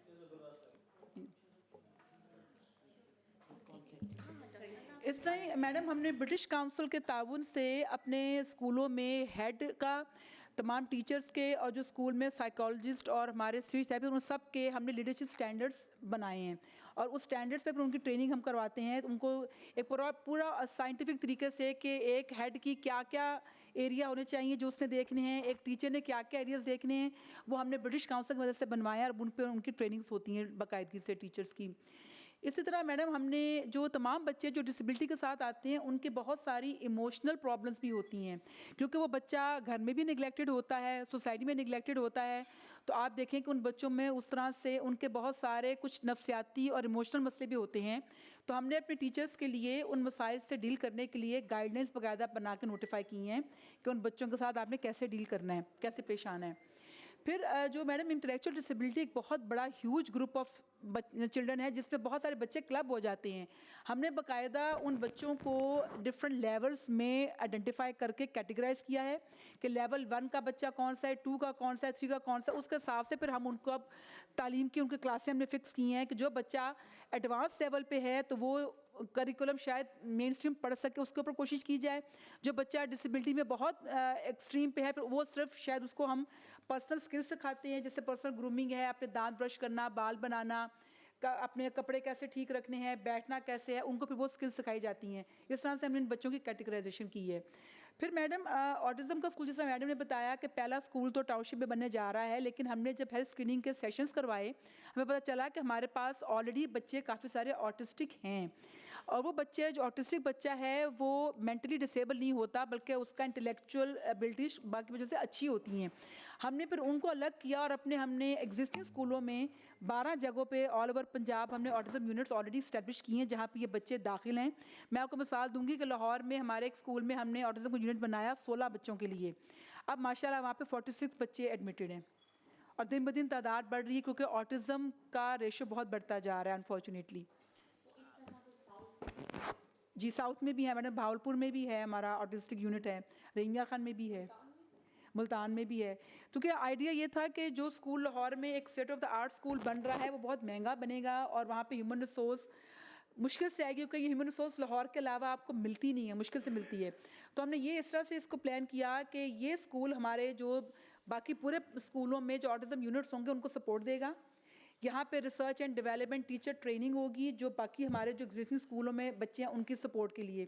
इस तरह पूरा हमने एक मैडम इसका सिस्टम बनाया। आगे चलिए। इसी तरह मैडम, जिस तरह मैडम ने बताया कि हमें प्रॉब्लम आ रहा था कि बच्चा स्कूल में साइन लैंग्वेज सीख रहा है, घर जाके पेरेंट्स को अपनी तरह से बता रहे हैं, तो उसको हमने कवर करने के लिए पेरेंट्स की भी हमने ट्रेनिंग शुरू कर दी साइन लैंग्वेज में। फिर मैडम एक बहुत बड़ा मसला हमारी सोसाइटी में अनफॉर्चुनेटली बच्चों के साथ अब्यूज़ का है। उसमें सिर्फ फिज़िकल अब्यूज़ नहीं, उसमें सेक्शुअल अब्यूज़, हर तरह का अब्यूज़ शामिल है। हम अपने स्कूलों में इससे बहुत सख्ती करते हैं, इसको हशप नहीं करते, इसलिए हमने बाकायदा SOPs नोटिफाई की हैं। उसका पूरा एक मैकेनिज़्म है, कमेटियाँ बनाई हैं। पेरेंट्स को भी हम काउंसलिंग करते हैं, बच्चों को सिखाते हैं कि what is good touch, bad touch. उनको ने अपने आप को जी जी जी बिल्कुल डिटेल है, दिखाइए मैडम को। मैडम हकौला SOPs दिखाइए मैडम को। इसका पूरा हमने एक मैकेनिज्म बनाया हुआ है, कमेटियाँ नोटिफाई की हुई हैं, फिर यहाँ से हमारे डायरेक्टरेट से उसकी मॉनिटरिंग भी होती है इम्प्लीमेंटेशन की, और बच्चों को भी सिखाया जाता है, उनके पेरेंट्स को भी, टीचर्स को भी। बाकायदा रेगुलर सेशंस होते हैं कि किसने अपनी हदूद में कैसे रहना है। क्योंकि मैडम हमें एक बहुत फ़िक्र रहती है कि जो बच्चा वैसे भी डिसेबल्ड है उसके साथ कोई इस तरह का वाक़या, हालांकि होते आप अखबार खोलें तो सोसाइटी में इस तरह के बच्चों के साथ क्राइम हो रहे हैं कि आप मतलब खाना नहीं खा सकते अखबार पढ़ने के बाद। तो उसको तदारुक करने के लिए मैडम हमने ये पूरा सिस्टम अपने स्कूल में बनाया है। इसी तरह जो मैडम इंटेलेक्चुअल डिसेबिलिटी के बच्चे हैं, चूँकि उनके पेरेंट्स की भी ख्वाहिश होती है कि ये कुछ ना कुछ अपने रोज़गार के लिए कर सके, तो हमने टैफ्टा के साथ मिलकर कस्टमाइज कोर्सेज़ जो हैं, स्किल्ड कोर्सेज़ वो नोटिफाई किए हैं। मसलन सिल्क पेंटिंग है, ड्राइंग है, वो बच्चे, इन बच्चों में ये वाली एबिलिटीज़ बहुत अच्छी होती हैं, ताकि उन बच्चों को वही वाली चीज़ सिखाई जाए जो हो सकता है कल को अपना रोज़गार बनाने में उनकी मदद मिल जाए। तो अगर आप देखिए हमारे स्कूलों में ना बच्चे बहुत अच्छे हैंडीक्राफ्ट्स बना रहे होते हैं, पेंटिंग्स करते हैं, सिल्क पेंटिंग करते हैं, वुड वर्क करते हैं, मेंटली चैलेंज बच्चे। तो वो हमारी कोशिश ये है कि किसी तरह से उनको भी इस काबिल बना दें कि उस बच्चे को तुझे नौकरी नहीं मिलनी, लेकिन वो बच्चा अगर अपना हुनर से कुछ अपने लिए कमा ले तो कल को अगर माँ बाप नहीं भी रहते तो शायद कोई रिश्तेदार उनको इसलिए अपने साथ बच्चों को रख ले कि चलो ये अपनी रोटी तो कमा रहा है ना। तो ये मैडम इसको देखते हुए हमने ये काम किया है। फिर मैडम हमने जो हमारे पास इंटेलेक्चुअल डिसेबिलिटी के स्टूडेंट्स थे उनकी बाकायदा हमने पब्लिक और प्राइवेट सेक्टर के एक्सपर्ट्स की कमेटियाँ बना के मुकम्मल असेसमेंट कराई है उनका कि कौन उसमें माइल्ड है, कौन मॉडरेट है, कौन सीवियर है, पूरी कैटेगराइजेशन करके फिर स्कूलों में क्लासें भी उसी तरह हमने एडजस्ट करवाई हैं कि मॉडरेट ग्रुप की क्लास में एक अलग ग्रुप हो, माइल्ड ग्रुप अलग हो, सीवियर अलग हो, ताकि टीचर उनको अकॉर्डिंगली डील कर सके। इसी तरह से मैडम हमने PIDB की मदद से स्कूल इन्फॉर्मेशन सिस्टम बनाया अपना, पूरा एक इलेक्ट्रॉनिक डैशबोर्ड है जिस पे हमारे स्कूलों से रिलेटेड हर डेटा वहाँ एक ही डैशबोर्ड पे अवेलेबल है, ताकि जो DG ऑफिस को और इनकी टीम को मॉनिटरिंग में आसानी हो सके। आगे चलिए। उस डेटा को हमने एक ही डैशबोर्ड में इंटीग्रेट कर दिया है। जी मॉनिटरिंग में भी और डिसीजन मेकिंग में भी। सपोज़ हमने अगर ट्रांसपोर्ट का जैसे हम फैसला करना चाहते हैं कि हमने रहीम यार ख़ान के फ़लाँ स्कूल में जो है बस चाहिए कि नहीं चाहिए, वो हमारे पास एक डैशबोर्ड है, हमारे पास सारी डिटेल्स आ जाती हैं कि कितने बच्चे मौजूद हैं, उनकी अटेंडेंस, उनका टीचर्स की अटेंडेंस, एवरीथिंग हमारे पास जो है वो उस चीज़ पे डेटा पे रिफ्लेक्ट करता है डैशबोर्ड पे। उसके अकॉर्डिंगली हमारे लिए हर लिहाज की डिसीजन मेकिंग भी आसान है कि हमने किधर बसेस प्रोवाइड करनी है, किधर नहीं करनी है। सो ये जो सिस्टम SIS का सिस्टम है, स्कूल इंफॉर्मेशन सिस्टम, ये इसमें पहले काफ़ी हर्डल्स थे, लेकिन वंस अल्हम्दुलिल्लाह अब तो ये बन चुका हुआ है। इससे हम मॉनिटरिंग भी करते हैं स्कूल्स की, और इससे हम डिसीजन मेकिंग भी करते हैं, इससे हम बच्चों की अटेंडेंस भी लगाते हैं। अब सारा हमने डिजिटलाइज कर दिया हुआ है जी। हमने डिजिटलाइज कर दिया है, ऑनलाइन एक हमने पोर्टल अपना बनाया हुआ है जहाँ पे ट्रेनिंग्स का सारा इंफॉर्मेशन आ जाती है। फिर मैं जिस तरह मैंने पहले बताया था, हमने ये एफर्ट करके 586 बच्चों को मेन स्ट्रीम किया है स्कूल एजुकेशन के स्कूलों में। और उसके हमने इस तरह ये तरीका किया है कि जो हमारे स्कूल का हेड और जिस स्कूल में वो बच्चा गया है उसके हेड को हमने आपस में जोड़ियाँ बना के लेज़ॉन कर दिया है, ताकि फ़िलहाल हमारे जो स्कूल हैं उन बच्चों का एक फॉलोअप कर रहे हैं कि बच्चा कहीं मेन स्ट्रीम स्कूल में जाकर डिस्टर्ब तो नहीं होता या उसको वापस तो नहीं लाना पड़ता। क्योंकि मैडम बात ये है कि दुनिया में अगर आप देखें, इवन हमारे रीजन में इंडिया, बांग्लादेश, नेपाल, इंडोनेशिया, कहीं पे भी इन बच्चों के अलग स्कूल नहीं हैं। सब बच्चे एक ही स्कूल में जाते हैं, वहाँ पे टीचर्स होते हैं जो ऐसे बच्चों के लिए एडिशनल सपोर्ट प्रोवाइड करते हैं। अनफॉर्चुनेटली हम एक बहुत पुराना सिस्टम चला रहे हैं कि हमारे यहाँ सेग्रीगेटेड स्कूल हैं जो दुनिया में अब कहीं पे भी नहीं है। इसलिए हम ये कोशिश कर रहे हैं कि इंक्लूजन हो सके, जितनी मेन स्ट्रीमिंग हो सकती हो सके। और स्कूल एजुकेशन डिपार्टमेंट भी CM की हिदायत पे इंक्लूसिव एजुकेशन पॉलिसी बना रहा है अपनी, और अपने स्कूलों को इंक्लूसिव करने के लिए हम उनको मदद कर रहे हैं। क्योंकि सर जो वाली बात है कि स्कूल एजुकेशन स्कूल तो हर चप्पे चप्पे पे है, और उन स्कूलों की अक्सर बिल्डिंग्स खाली पड़ी हुई हैं, आप देखते हैं। तो CM का जो विजन है, और हम उसी पे आजकल काम कर रहे हैं कि इंक्लूजन होनी चाहिए, कि दुनिया आगे निकल गई है, हम बहुत पीछे हैं। हमारे हमसाए मुल्कों में भी अगर एक स्कूल में सब बच्चे पढ़ सकते तो हमारे स्कूल में क्यों नहीं पढ़ सकते? बांग्लादेश, इंडिया, नेपाल, इंडोनेशिया, वो सब जगहों पे एक ही स्कूल है, जिस तरह के वेस्टर्न कंट्रीज़ में होता है। तो इस पे आजकल हमारा बहुत फोकस है। जो आपने सर बात की थी, उससे आउटरीच बढ़ जाएगी कि हर स्कूल हर बच्चे को दाखिला दे, तो मसला ही ख़त्म हो जाएगा। और जो आपका सवाल था ना कि आपकी वर्किंग, हमारी ये वर्किंग है कि हमने जो है रेशो देखी है बच्चों की कहाँ पे ज़्यादा है विद डिसेबिलिटी, वहाँ पे जो स्कूल एजुकेशन डिपार्टमेंट का ऑलरेडी एग्जिस्टिंग बिल्डिंग है उसी में हम एक, अगर हम नई बिल्डिंग नहीं बना सकते, फ्रॉम द स्क्रैच नहीं स्टार्ट कर सकते, तो उसी बिल्डिंग में हम एक पोर्शन लेंगे जहाँ पे हम अपने बच्चों को इंशाल्लाह एडमिशन देंगे वहाँ। बिल्कुल। तो जिस तरह ये आपकी स्पेशल वाले वहाँ पे एक स्कूल में एक जगह मिल जाए, तो वहाँ पे हर जगह पे स्कूल है, चप्पे चप्पे पे वो तो स्कूल है ना, वो स्कूल के लिए, ताकि हेल्थ की और इसकी बड़ी बड़ी बिल्डिंग्स भी हैं और बड़े बड़े ग्राउंड्स भी हैं, आधी खाली बिल्डिंग्स हैं, तो वो इजीली जो है हम यूटिलाइज कर सकते हैं अपने बच्चों को इनरोल करने के लिए वहाँ पे। हमने कई जगहों से हमें बड़ा प्रेशर भी आया, लेकिन हमने नया स्कूल ही बनाया। क्योंकि मैडम अगर हम नए सेग्रीगेटेड स्कूल बनाते जाएंगे तो कभी भी इंक्लूजन नहीं होगी, वरना तो हम एक 2 सालों में चलते रहे। दुनिया में कहीं ये मॉडल अब नहीं चल रहा। सिर्फ सिवियरली डिसेबल बच्चे जो हैं, जैसे मेंटली चैलेंज, वो होते हैं अलग स्कूल में, बाकी सब बच्चे एक ही स्कूल में पढ़ते हैं। इवन डाउन सिंड्रोम का बच्चा, ऑटिस्टिक बच्चा सेम स्कूल में पढ़ता है, और हम इतने दुनिया से पीछे चल रहे हैं। उसको कवर करने की आज हम कोशिश करें। इस तरह मैडम एक और साइड भी ये है कि हमारे माशरे में का और दूसरे बाहर वेस्ट का और इंडिया में भी इवन कुछ फ़र्क इस तरह आता है कि हमारा अगर स्पेशल बच्चा जो कि अगर हम उसको थोड़ा सा भी पहले ट्रेन ना करें अपने स्कूल में, उसको मेन स्ट्रीम करें, तो वो तो बुलिंग से ही नहीं बचेगा। बुलिंग होती है स्पेशल बच्चों की, स्पेशली मेंटली चैलेंज बच्चों की नॉर्मल स्कूल्स में बुलिंग होती है। सो हमारा मकसद बेसिकली ये है कि ये वाला department as a bridge role play करे कि यहाँ पे बच्चा आए, आप उसको इक्विप करो, जिसको हेयरिंग एड देनी है उसको हेयरिंग एड दो, उसकी स्पीड डेवलप कराओ, जब वो तैयार हो जाए फिर आप उसको मेन स्ट्रीम कर दो।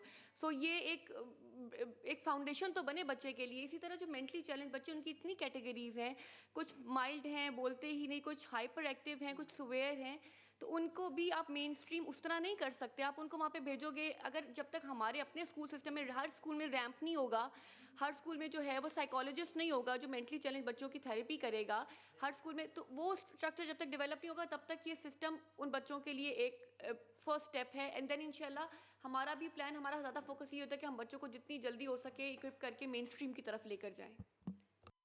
ये ना कि हम जो 2-3 एजुकेशन के महकमे, हम सब एक दूसरे को अलग अलग देख रहे होते हैं, जबकि ज़रूरत इस बात की है, जैसे मैडम ने बताया कि पूरा एजुकेशन सिस्टम एक सर्कल है, हम उसमें ब्रिज का रोल प्ले करें कि हम बच्चे को इस काबिल करते जाएं कि वो आगे जिस स्कूल में चाहे, जिस कॉलेज में चाहे, मेडिकल कॉलेज में चाहे दाखला लेता रहे, आगे उसको मिले। तो इसमें आजकल काफ़ी काम हम स्कूल एजुकेशन के साथ कर रहे हैं। इसी तरह मैडम हमने तर्जुमातुल कुरान का सब्जेक्ट क्योंकि अब कंपलसरी है तमाम स्कूलों में, तो जो हमारे हेयरिंग इम्पेयर्ड बच्चे थे उनको प्रॉब्लम आता था उसमें, तो उनके लिए भी हमने कस्टमाइज जो है ना करिकुलम अप्रूव करवाया है मदरसा बोर्ड से भी और PCTP से भी। फिर हमने अपने प्रिंसिपल के लिए एक मोबाइल ऐप बनवाया है PITP से, ताकि प्रिंसिपल स्कूल की सारी मॉनिटरिंग उस ऐप पे फीड करेगा, ताकि जो हमें रेगुलर रोज़ाना रिपोर्ट आती जाएगी। आगे चलिए। हम मैडम जिस तरह मैंने आपको कहा था कि पेरेंट्स की, इन बच्चों के पेरेंट्स की भी अपने पेरेंट्स बच्चों के बारे में वही ख्वाब होते हैं, वही विशन होती है जो किसी भी पेरेंट की किसी बच्चे से भी होती है। तो हमने एक GIZ एक जर्मन इदारा है और हमजा फाउंडेशन के साथ मिलकर अपने बच्चों के लिए बुक फेयर करवाया, जॉब फेयर करवाया था, जिसमें हमारे 900 बच्चों ने रजिस्टर किया और 50 बच्चों ने उस जॉब फेयर से मुलाजमत भी हासिल की है, जो कि बहुत बड़ी हम समझते हैं कि उनकी सक्सेस है मैडम। इसी को देखते हुए मैडम इन बच्चों का वोकेशनल ट्रेनिंग में बहुत इंटरेस्ट होता है। हमने ना अपने लाहौर के एक स्कूल में पायलट प्रोजेक्ट शुरू किया हुआ है मैट्रिक वोकेशनल का। उसमें हमारा पहला बैच पास आउट हो गया है और वो आगे टैफ्टा के कॉलेजेस में एडमिट हो गए हैं बच्चे, और अब अगला बैच इस वक्त ज़ेर तालीम है। तो हम इस वक्त कोशिश कर रहे हैं, इंडस्ट्री डिपार्टमेंट के साथ हम राब्ते में हैं, हम कोशिश कर रहे हैं कि जो गारमेंट सिटी बन रहे हैं जगह जगह, इस वोकेशनल मैट्रिक में हमने कमर्शियल स्टिचिंग सिखा रहे हैं बच्चियों को ब्यूटिशियन का कोर्स करा रहे हैं और कंप्यूटर का करा रहे हैं। 3 इस वक्त हमारे पास एरियाज़ हैं इसमें। तो इस वक्त हमारी बातचीत चल रही है इंडस्ट्रीज डिपार्टमेंट के साथ। उनको हम ये रिक्वेस्ट कर रहे हैं कि जो आप गारमेंट सिटी बना रहे हो उसमें हमारे बच्चों, जो यहाँ से बच्चा पास आउट होता है उसको वहाँ पे अप्रेंटिसशिप दें, ताकि उसकी नौकरी आगे पक्की हो जाए कि जिस कंपनी के साथ अप्रेंटिसशिप करेगा वही कंपनी आगे उसको हायर भी कर ले, जैसे सफायर या क्रिस्टन वगैरह हैं। इसी तरह मैडम हमारे बच्चों ने स्पोर्ट्स गाला 2024 जो भी हुआ था उसमें हमारे 351 बच्चों ने पार्टिसिपेट किया। फिर हमने एक मैडम पेरेंट्स की और आवाम की आगाही के लिए एक सिटीजन रिलेशन मैनेजमेंट सिस्टम बनाया हुआ है, जिसको हम हेल्पलाइन कहते हैं उर्फ़ आम में। 1162 ये हमारी हेल्पलाइन है, जहाँ पे फ़ोन करके पेरेंट्स इंफॉर्मेशन ले सकते हैं अपने कोई करीबी स्कूल कहाँ पे है, वहाँ क्या फैसिलिटीज़ हैं। ये सर वो उस पर्पज़ के लिए ये हेल्पलाइन हमारी है। इसी तरह मैडम हमने पेरेंट्स की गाइडेंस के लिए भी एक मोबाइल ऐप बनाया हुआ है। आप अगर एंड्रॉयड फ़ोन पे डाउनलोड करें, हमारा स्पेशल एजुकेशन ऐप है, उसमें आपको सारा ज्योग्राफिकल मैप प्लेस हुआ मिल जाएगा, कौन सा स्कूल कहाँ है। क्लिक करेंगे स्कूल की इन्फॉर्मेशन आ जाएगी कि उसका हेड कौन है, नाम क्या है, क्या क्या फैसिलिटीज़ हैं, बच्चे कितने हैं, बसें कितनी हैं। वो एक हमने मोबाइल ऐप एंड्रॉयड का बनाया हुआ है। जी आगे करिए। ये जो हमारा जिस तरह मैडम ने बताया था, हमारे पास CM इनिशिएटिव चल रहा है, जो कि पहला पब्लिक सेक्टर का हम ऑटिज़म का स्कूल बनाने चाह रहे हैं।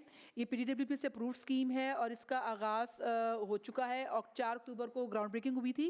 और ये स्कीम पहले 3 साल की थी, लेकिन CM की हिदायत पे इसको CNW हमें 1 साल में मुकम्मल करके देगा। तो ये उस स्कीम आगे चलिए। उसकी कुछ तस्वीरें हैं जो हमने डिज़ाइनिंग कराई है CNW से। नेक्स्ट कीजिए। ये मैडम इनसाइड व्यू है। इंफ्रास्ट्रक्चर किस तरह का होना चाहिए, वो सारी एक्सपर्ट की गाइडेंस पे ही हमने प्लान। पूरी बिल्डिंग जो है वो एक्सपर्ट्स के साथ बैठ के CNW ने डिज़ाइन करके दी हमें। जी बन रही। हाँ जी जी जी सर। इधर उधर नहीं, इधर मैं यही तो पूछ रहा हूँ। आप इंजीनियर खान में बैठे हैं अभी, आप देखें। मैं चाह रहा हूँ कि हमारा डिवीजन भावलपुर में भी होनी चाहिए इस तरह की। एक्चुअली बात करने का मकसद ये था कि जिस तरह लाहौर में, इसी तरह बिल्कुल साउथ में भी स्कूल एक दफ़ा, क्योंकि ये बहुत स्पेशलाइज एरिया है और इसकी ह्यूमन रिसोर्स जो हमने जितनी रिसर्च की है बहुत मुश्किल से मिलती है। तो सर इसलिए पहले एक ही स्कूल बनाने का फैसला हुआ कि इसको एक चला के देखा जाए। जी जी जी सर। लेकिन हमारे फिर रेप्लिकेट आगे किया जाए। जी सर। ये नोट कर ले मैडम साहब को कहें कि जनूबी पंजाब भावलपुर डिवीजन जो आपका आखिरी डिवीजन है, वहाँ पे भी ऐसी फैसिलिटीज़ होनी चाहिए लाहौर की तरह। आगे दिखाइए, कुछ तस्वीरें और हैं इंटीरियर के स्कूल की। जी आगे दिखाइए। ये क्लासरूम का प्रपोज्ड हमारा डिज़ाइन है स्कूल में। आगे दिखाइए। ये स्पीच थेरेपी है, इसमें क्यूबिकल्स भी होंगे, ग्रुप थेरेपी भी होती है। आगे चलिए जी। अच्छा, एक और मेजर इनिशिएटिव जो speech therapy sir, speech therapy जिसमें अभी कंस्ट्रक्शन की जो करंट स्टेज वो नहीं है। ठीक, वो मैं दिखाती हूँ। अच्छा, अब जब सीएम ने हमारी ब्रीफिंग ली मैडम, तो उन्होंने कहा कि मैडम ये बड़ा गरीब सा महकमा है, ये हमारी टोटल टीम है जो यहाँ पे आई हुई है, और मुकाबला हमारा होता है स्कूल एजुकेशन डिपार्टमेंट के साथ। इज़ अ ह्यूज डिपार्टमेंट, वहाँ हर काम के लिए एक अलग इदारा बना हुआ है, और हम ये छोटी सी टीम है। तादाद मैटर नहीं करती है। मैं अभी मैडम साहब को ये गुजारिश करने लगा था कि जैसे ये स्पेशल एजुकेशन है, ये स्पेशल बच्चों के लिए है, तो कम अज़ कम जैसे मैडम साहब और कोई इंस्टीट्यूट ले रहे हैं लोगों के लिए, पूरे पंजाब के लिए काम कर रहे हैं, तो ये इसमें सबसे ज़्यादा जो है फंडिंग होनी चाहिए, ताकि ये जो बच्चे हैं ना, ये ज़्यादा हकदार हैं दूसरे बच्चों से।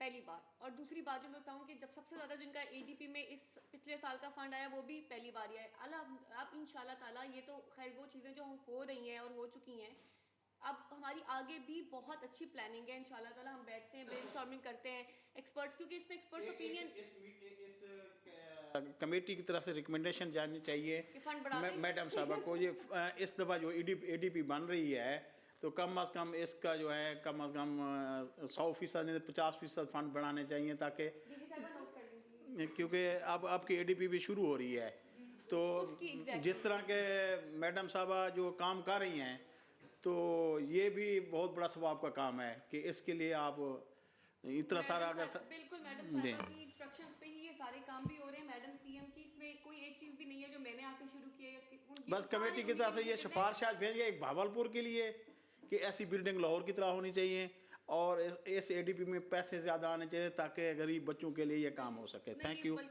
Thank you. ये आप भी नोट कर लें, क्योंकि आप जब भी जाएं तो हमारी ये कमेटी की तरफ से गुजारिश है। आप ना हमारे दिल की बात ही बोल रहे हैं, तो ये हमारे दिलों में नोटेड है सारी बातें। आपके दिल हमारे को और तनी, हम भी पाकिस्तानी हैं, आप भी पाकिस्तानी हैं। तो 100% से भी ज़्यादा इस्तीफ़ा मांगना हमने प्लान किया, जो मांगने का। इनके बात करने का मकसद ये है कि जब हम सुन रहे हैं कि लाहौर में ये चीज़ हो रही है, तो ये इक्वली होना चाहिए कि साउथ में भी ये इसी तरह नज़र आना चाहिए कि उन बच्चों के लिए भी इसी तरह स्कूल्स और उनके उन बच्चों के लिए भी इसी तरह वहाँ पर जो होना चाहिए। इस पे आप अच्छा, वहाँ पर हमारे साउथ में अनफॉर्चुनेटली जो पेरेंट्स हैं उनको ये अवेयरनेस बहुत कम है। वहाँ पर बहुत कम बच्चों की एक्सेस है उस तक। जो पेरेंट्स हैं ना, वो इस चीज़ को समझते हैं कि अब कौन इस बच्चे को, अगर ये पॉइंट है कहीं पर भी कोई बस आती है, कोई माँ बाप की बस ख्वाहिश ये होती है कि अगर बच्चा पढ़ने भी जाए तो उसको यहाँ से पिक किया जाए। डिसेबल बच्चे को कैरी करना बहुत मुश्किल होता है, तो इसलिए ना मैं आपको कह रही थी कि इसमें ये होना चाहिए कि बसेस की जगह पर अगर छोटी गाड़ियाँ होंगी तो वो डोर स्टेप तक जा सकेंगी और बच्चों को वहाँ से कैरी कर सकेंगी। तो पेरेंट्स का एक तो इस तरफ ना वो जो सोचते हैं ना कि अब इस बच्चे को उठाना, टाइम की पाबंदी और इस तरह, क्योंकि एक नॉर्मल बच्चा जो है वो तो ईज़िली खुद चला जाता है बस तक या इस तरह, लेकिन जो एक डिसेबल है उसको उठा के जाना पड़ता है। तो ये अनफॉर्चुनेटली जैसे स्कूल एजुकेशन ने सैटरडे ऑफ कर दिया अपने स्कूलों में। अब हालांकि हमारी बस बच्चों को लेने जा रही है, तो कई माओं का ये हाल है, मैंने देखा हमारी ना अटेंडेंस सैटरडे को 3 होना शुरू हो गई। अब हमने एनालिसिस किया तो वो जो कहती है कि जो 2 बच्चे इसके बहन भाई करते थे, इन्हें की करना है जाके, इन्हें की खट लेना है भी कारी रह लो आज, इस तरह के भी एटीट्यूड्स हैं मैडम। और ये मैं लाहौर की बात आपको बता रही हूँ। बस वही ना, जैसे कि खालिद साहब कह रहे थे कि माँ बाप की भी काउंसलिंग जो है वो उनको ज़रूरी है। उनको होगा कि हमारे ये जो बच्चे हैं, अगर वो देखेंगे ना 2-3 बच्चे मॉडल्स ऐसे सामने कि ये बच्चा डिसेबल था, ये इस मकाम तक पहुंच गया है, तो वो पेरेंट्स के अंदर होता है कि देखिए फ़लाँ का बच्चा जो वो इंडिपेंडेंट हो गया है, अब वो किसी के ऊपर बर्डन नहीं है वो बच्चा, तो फिर वो पेरेंट्स के अंदर एक जज्बा आता है। और जैसे आप कह रहे थे कि हमारा स्टाफ कम है, तो मैं हमेशा इस बात को मानती हूँ। मैं कहती हूँ कभी आप तादाद के साथ ना कोई काम नहीं कर सकते, आप जज्बों के साथ काम करते हैं, जज्बों के साथ आप। और हमारे पास तो अल्लाह ने इतना बड़ा ये हमें मुझे यकीन करें, जब ये कमेटी के चेयरपर्सन्स बने, हर किसी की विश थी कि मैं फ़लाँ का, और मैं चुप करके बैठी हुई थी कि जो मर्ज़ी होगी। और अल्लाह ने, मैं ये समझती हूँ कि हमें एक ज़िम्मेदारी दी है। यहाँ पर जितने भी हम मेंबर्स बैठे हैं वो चाहे किसी भी उससे हैं, लेकिन देखें चाहे वो पॉलिटिकल हैं या नॉन पॉलिटिकल हैं, लेकिन माएँ भी हैं और बाप भी हैं, और बच्चों के लिए एहसास उनका बिल्कुल इसी तरह ही होगा। माँओं का शायद इसलिए भी ज़्यादा होता है कि वो कहते हैं कि अल्लाह ताला की मोहब्बत को, वो माँ की मोहब्बत के साथ मुशाबत दी गई कि 70 माँओं जितना प्यार करता है। तो माएँ शायद ज़्यादा करती हैं, लेकिन बाप भी अपने बच्चे से उस तरह, और डिसेबल बच्चे के साथ मैं समझती हूँ माँ बाप तंग ज़रूर आ जाते हैं, थोड़ा हो जाता है ऐसा, लेकिन वो उतना ही ज़्यादा उस बच्चे से, नॉर्मल बच्चे से ज़्यादा प्यार करते हैं। तो हमारे ऊपर ये जो जिम्मेदारी आई है ना, इसमें हमने मिल के इस इदारे की बेहतरी के लिए काम करना है। ये नहीं है कि हमारी मीटिंग हुई है या कुछ ऐसा, जहाँ पर ये कभी भी नहीं होना चाहिए कि किसी जगह के, मैं कहती इक्वलिटी होनी चाहिए। जहाँ पर आप लोग देखेंगे ना कि सारे डिस्ट्रिक्ट में, साउथ में या सेंट्रल में या हर जगह के ऊपर बराबरी है, तो वो फिर हम इदारे को ऊपर लेके जाते हैं। अगर हम कहेंगे कि कहीं भाई इनकी ज़रूरत पहले है और इनकी ज़रूरत कम है, तो वो इस तरह हर जगह के ऊपर ना प्रॉपर उनको जो है अवेलेबल होना चाहिए कि इनके यहाँ पर कोई स्कूल आप कहेंगे अपग्रेड हुआ है और किसी स्कूल में आप देखेंगे नंबर ऑफ़ स्टूडेंट्स ज़्यादा हैं, तो यहाँ पर अपग्रेड होना चाहिए। अब आप कह रहे थे कि दूसरे नॉर्मल स्कूलों में जिस तरह बच्चों को लेके जाना चाहिए, मैंने देखा है कोई बच्चा थोड़ा सा शाय भी होता है, तो वो भी, उसको भी जो फेस करना पड़ता है हमारे माशरे में। आप कहते हैं कि देखिए वालिदैन भी, तो ये माशरा जो है ना, एक्सेप्टेंस नहीं है माशरे में। अगर किसी कोई बच्चा शाय है, उसके ऊपर बुलिंग स्टार्ट हो जाएगी, कोई बच्चा डिसेबल, तो अभी तो हमें इस तरफ जब टाइम लगेगा, तो जो चीज़ ज़रूरी है तो हम अपने बच्चों को क्यों ना उनके लिए ये चीज़ें प्रोवाइड करेंगे। यहाँ पर स्कूल अपग्रेड होने हैं या बनने हैं, तो उसकी तरफ हमें अभी फोकस करना चाहिए। I really want to add something. आपकी बातें सारी हमने बिल्कुल सही बात है, लेकिन जो आप ऑटिज़म स्कूल की बात कर रहे थे साउथ पे भी, ये हमारे लिए भी एक बहुत नया प्रोजेक्ट है और हमारे लिए भी इसमें वर्किंग हमने बहुत महीने लग के की है कि हमें इन बच्चों के लिए क्या फैसिलिटीज़ प्रोवाइड करनी चाहिए, क्या इंटीरियर फर्नीचर कैसा होना चाहिए, टीचर्स कौन से होने चाहिए, फैकल्टी में कौन होना चाहिए। ये अभी हमने इंशाल्लाह जब ये वंस रनिंग में आएगा तो भी बहुत कुछ होगा जिसमें हम लर्निंग हमारी डे टू डे बेसिस पे होगी, क्योंकि हर बच्चा, जैसे मैंने पहले भी मेंशन किया, ऑटिज़म सबको है, लेकिन हर बच्चा दूसरे बच्चे से अलग है और यूनिक है। एक बच्चे को अगर दिन में आप 1 घंटा भी थेरेपी दे दो उसका रिजल्ट और होगा, एक बच्चे को आप दिन में 4 घंटे भी थेरेपी दोगे उसका रिजल्ट और होगा। तो ये जो इतना बड़ा एक प्रोजेक्ट होता है, क्योंकि पूरे पंजाब में और पूरे पाकिस्तान में गवर्नमेंट लेवल का पहला इस तरह का स्कूल बन रहा है, तो 3-4 जगहों पे पैरेलल शुरू करना एक रिस्क था गवर्नमेंट के लिए। और आपको पता है कि जब आप PND में जाते हो और आप इस तरह की जगहों पे जाते हो अप्रूवल के लिए, तो वो क्वेश्चन कहते हैं अभी तुमने चलाया है, एक्सपीरियंस है, नहीं है ना, तो फिर आप क्यों करते हो। सो वंस और लाहौर इसलिए पिक किया जाता है इस तरह के प्रोजेक्ट्स के लिए, क्योंकि लाहौर में ह्यूमन रिसोर्स थोड़ा ईजीली मिल जाती है, लाहौर में बाकी चीज़ें थोड़ा ईजीली कंपैरेटिवली मिल जाती हैं। वंस इंशाल्लाह ताला ये रनिंग में होगा, we will be in a better position कि हम जाके मैडम CM को रिक्वेस्ट करें कि साउथ में भी एक होना चाहिए। बिल्कुल, और ये ज़्यादा टाइम नहीं लगेगा, इंशाल्लाह हम रिक्वेस्ट करेंगे कि मैडम वहाँ पे भी बच्चों की ज़रूरत है, तादाद बच्चों की उतनी ही है, और उससे पहले हमें वहाँ पे जो है बच्चों में, पेरेंट्स में अवेयरनेस लेके आनी पड़ेगी कि आप अपने बच्चों को, और इस स्कूल में हम एक और फैसिलिटी भी ऐड करें, अर्ली आइडेंटिफिकेशन ऑफ ऑटिज़म। जितनी जल्दी डिसेबिलिटी का पता चल जाए उतना आसान होता है उसको मिनिमाइज़ करना। हम ख़त्म तो नहीं कर सकते, लेकिन मिनिमाइज़ ज़रूर कर सकते हैं चीज़ों को। इसी तरह जितनी जल्दी ऑटिस्टिक बच्चे का पता चल जाए, उसकी थेरेपीज़ और वहाँ से वर्किंग, वो बच्चे मैंने देखा है अपनी सराउंडिंग में कि वो बच्चों की बिहेवियर थोड़े कंट्रोल्ड होते हैं एज़ कम्पेयर टू वो बच्चे जिनकी आइडेंटिफिकेशन लेट होती है, जिनका पता ही लेट चलता है। तो इसलिए स्कूल में हम ये भी कोशिश करेंगे कि हमें अर्ली आइडेंटिफिकेशन में हम काम करें कि हमें जल्दी पता चल जाए 2, 3, 4 साल के बच्चे का ही कि इसमें कोई स्पेक्ट्रम में कहीं पे ये लाई करता है। Thank you madam. Thank you जी। वेलकम जी। तब एक ये जो मैडम पहला स्कूल है हमारा, रिसोर्स सेंटर भी है। आइडिया ये है कि अगर हमें बाकी ज़िलों में ह्यूमन रिसोर्स ना मिल रही हो तो ये स्कूल ट्रेनिंग कर सके। इससे ज़रूरी था कि ये पहले लाहौर में इस्टेब्लिश हो जाए, क्योंकि इसको हमने एज अ रिसोर्स सेंटर भी यूज़ करना है।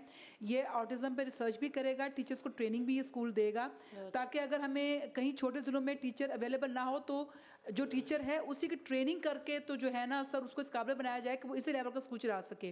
तो ये इसलिए एक आइडिया था कि पहले एक पायलट कर लिया जाए। सेंटर ऑफ एक्सीलेंस की डिटेल्स हैं।